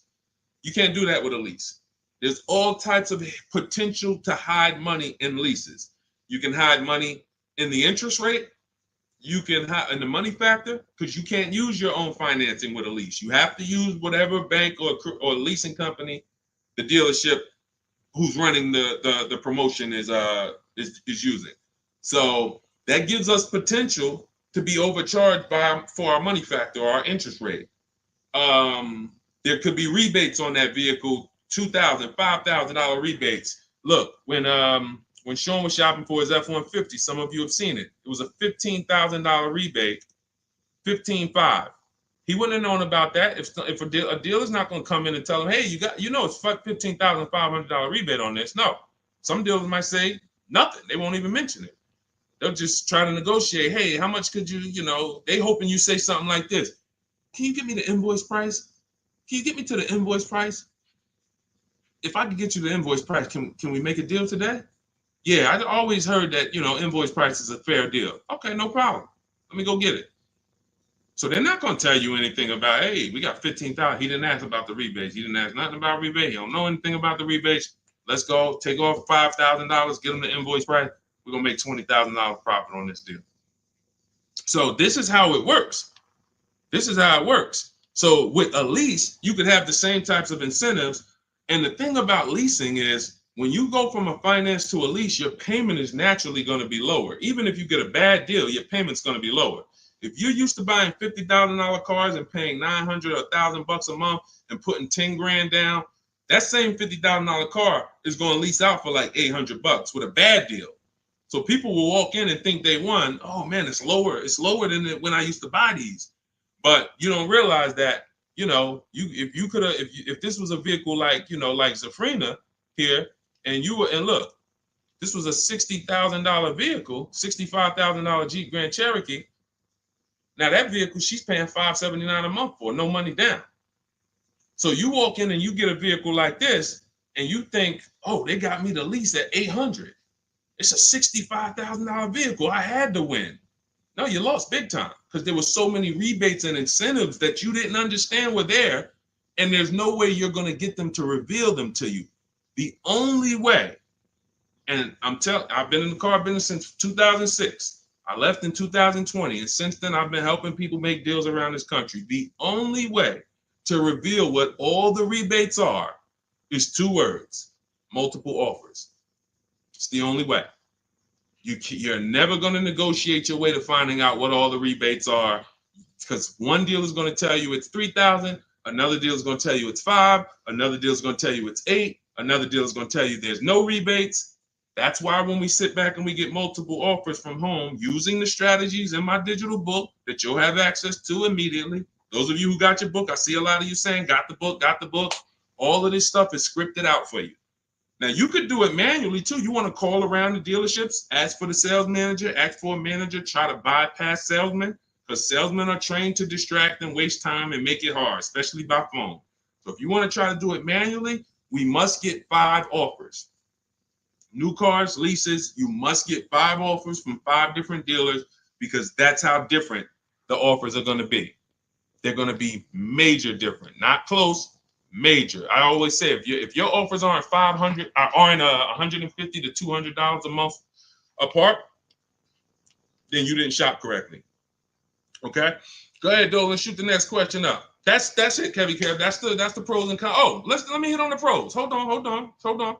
Let me try to sum up the pros of leasing before we wrap this question up. Pros of leasing are when you get below market leases, you're driving new cars, warranty cars, always under warranty in most cases. Something breaks, you call a dealership. Hey, this broke. Come on in, we'll fix it. You're under warranty. When you get below market leases, you're driving new cars for cents on the dollar. You're driving new cars and you're paying less than what people are paying to buy, lots less of what people are paying to buy them new, and you're paying less than what people are paying to buy them pre-owned. Some of you've seen me do that scenario where I compare a new lease, below market lease, to a pre-owned version of that same car. Take that $65,000 vehicle that Zafrina got, $597 a month. If she found one for, $30,000, half price, let's just pretend, and this is to illustrate to you how drastic the difference between below market leases are and buying. It's not even close. It's nowhere near close. If she found a half price version of that vehicle, which won't exist, let's just say we made one up and just put it right here, half price. So that's $32,000 plus tax. She's around $35,000. Some of you know every $5,000 on a car payment is about how much per month. I mean, when you look at a car, every $5,000 on a loan is about how much per month. I told y'all, stay by the keyboard. We got to be quick here. This is active learning. You don't want to be distracted. You want to be locked in, active learning. Every $5,000 on a loan is about how much per month. Shout out to y'all running the likes up on TikTok too. Every time you double tap the screen, y'all just, yes, thank you, Cam New. See, I love the people that are locked in. I see you, Brenda, $100 a month. Yeah. Now, so we got $100 for every 5,000. So that means when you look at a $10,000 car, first thing in your mind should be that's $200 a month, 5-year loan. When you look at a $20,000 car, first thing in your mind, that's $400 a month, 5-year loan. When you look at a used car version, let's say she gets it for half off, $32,000 plus tax, she's around $35,000. What's that payment? $700 a month, 5-year loan. So when I tell you that when we're driving below market leases, we're paying less than what people are paying for pre-owned versions. I just took really on a $65,000 car, a decent pre-owned version will probably be 30% off, maybe 40% off. Then you're going higher. If you don't know how to get good deals, you're going to take one with high mileage. It's going to be old. So it's more realistic to find a $65,000 car, 3 or 4 years old for, let's say 35, let's say 40, really closer to 40 if it's 65 new. So now you're talking about $800 a month. So a person like Zafrina, she's driving, she knows how to get below market leases. She's driving a brand new $65,000 fully warranted version, not tying up her money in that vehicle. She's paying $597 a month, which is hundreds a month less than what a used car person is paying, and like $500-$600 it's less than what a new car person is paying. So it's no comparison. So when I tell you the only people who should be purchasing, you're like, Deshone, why do people purchase then? If getting great lease deals is so cheap, why do people purchase? Well, one, everyone doesn't know how to get below market leases. So they'll look at commercials and they'll think, oh, well, this says I got to give them $5,000 down plus tax and all that. That's not deals. That's above market value or market value. We don't pay those prices. And second is, people who buy long-term don't care about those short-term benefits. I want to ask a question. Who on here has a vehicle in their driveway right now that you've had for at least 8 years? I want you to type how many years you've had it. Let me know how many. I see you, Sharon. Congratulations. Use it and win. Let everyone who has a car outside in your driveway that you've had more than 8 years, I want you to type how many years old it is. 8, 10, 15. Okay, Harold, he has one for 9 years outside. Sugar Lump, 19 years. Mr. Living Right, 8 years. Perfect. Dwayne Perkins, I see you, 22 years.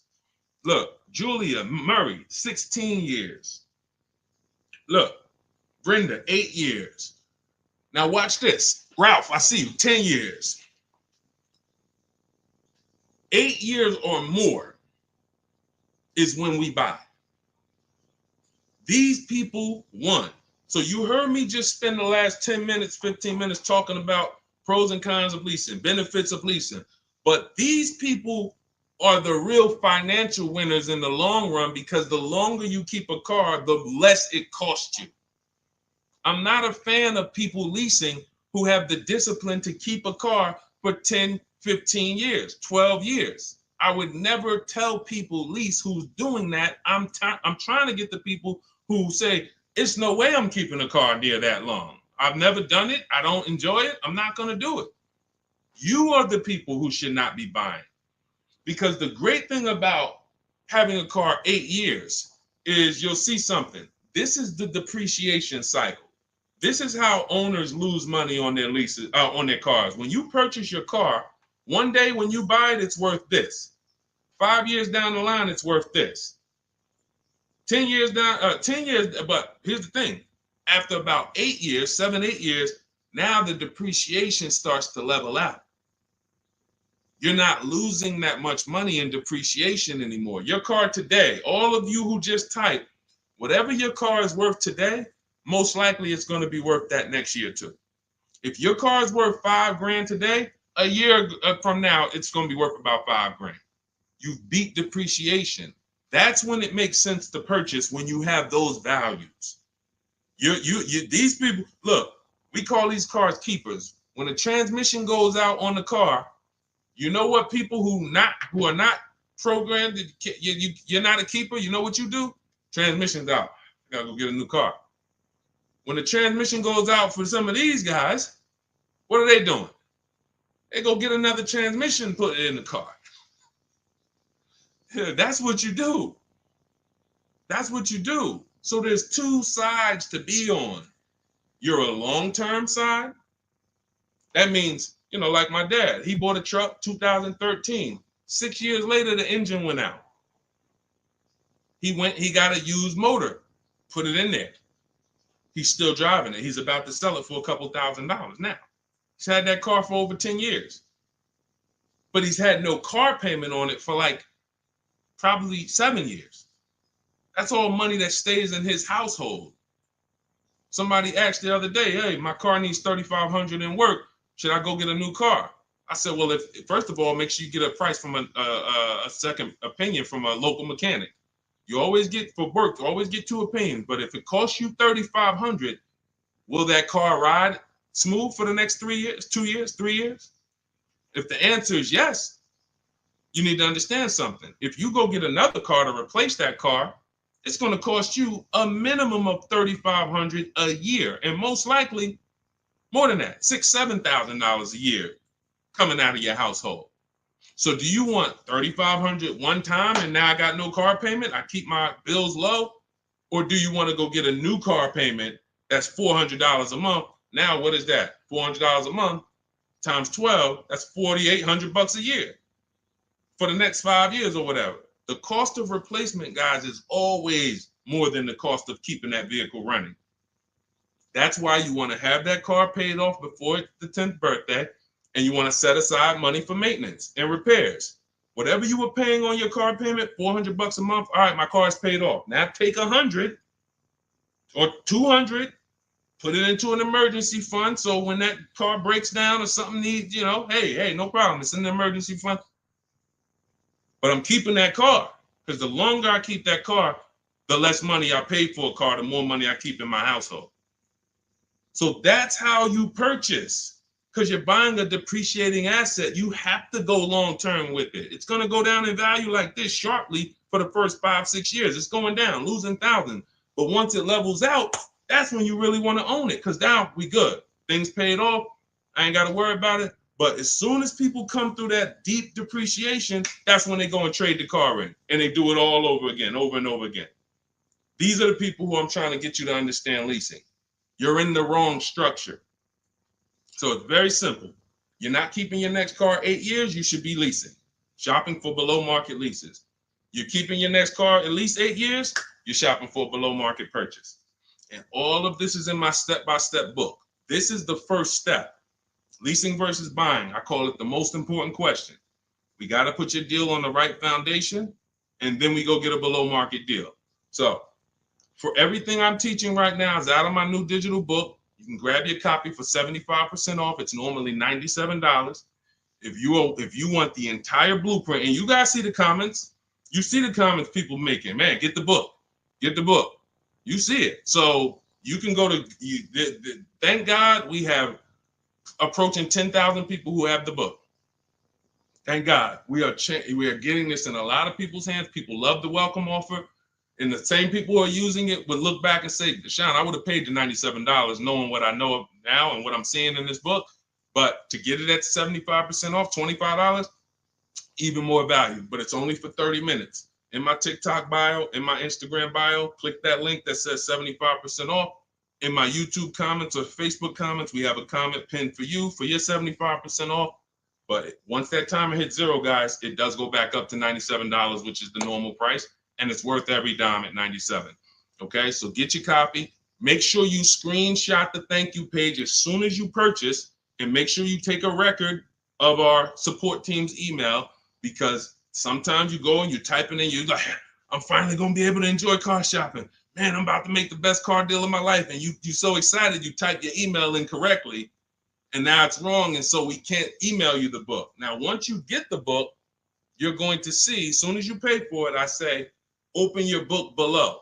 So there's a link right there on that page to actually open the book, and you can save it to your actual, you can save it to your phone. But I email you a copy too. And sometimes if your email's wrong, you're not going to get that email. So make sure you screenshot that page. It has my support team's email, or look at it right here. Look at it on the screen. Get the support team just in case. But that's not for questions. Do not email me any car buying questions to that. That's only for making sure your book gets to you. Okay? So I want you empowered. I want you making the best deals you've ever made. I'm just going to show a bunch of more people before we rock out. I didn't get a chance to get to everybody's deals that has sent me a deal in the last couple of days. I didn't get a chance. Ansley got his second vehicle. He said 2 down, 1 more to go for the year. He got this BMW truck. We showed Melissa. We didn't show American Senior Benefits. You guys can read this if you're on Instagram, on YouTube. You can pause that. But we'll go more detail on the second stream. Keep sending me your deals, because I told y'all I was going to bring them onto the show. And after you make your deals, email me. I want you guys proud of the deals you're making. I want you excited, not just about the car. Everybody gets excited about posting their cars. Everybody. You'll see that all through any social media platform. People get a new car, they want to take pictures of it, but they'll never show you the numbers. And you may have been this way, because secretly they're ashamed. The last thing they want is somebody who understands the numbers to look at that deal and be like, hey, did you see this? What's the $4,000 here? Did you see? How many offers did you get on this vehicle before you paid this price? Oh, no, I just thought they don't want that. I don't want you living like that. If you've done that before, I don't want you like that. I want you like all of these other people you're seeing posting your car deals, like Melissa, like American Soldiers Benefits, like Ansley, this is his other car, like Rosalie, like Jen. Hold on. We do this all day long. Like Teddy, like Jared, like Zafrina, like Pierre. Numbers. That's what I want. And that's the confidence you will have after you get your book. So get it. If you do it your way, do it your way. God bless you. My way is no talking, right from home. That's why we call it Cars from Home. So I'm going to check out. God bless y'all. I'll see y'all on the next stream. Share this with a friend. Before you jump off, share this with one friend that you're like, hey, I got somebody that my best friend, they need to see this, because we have to help people protect their money. If we don't get this message out, our friends are right now in dealerships right now overpaying. Okay, so God bless you all. I will see y'all on the next stream.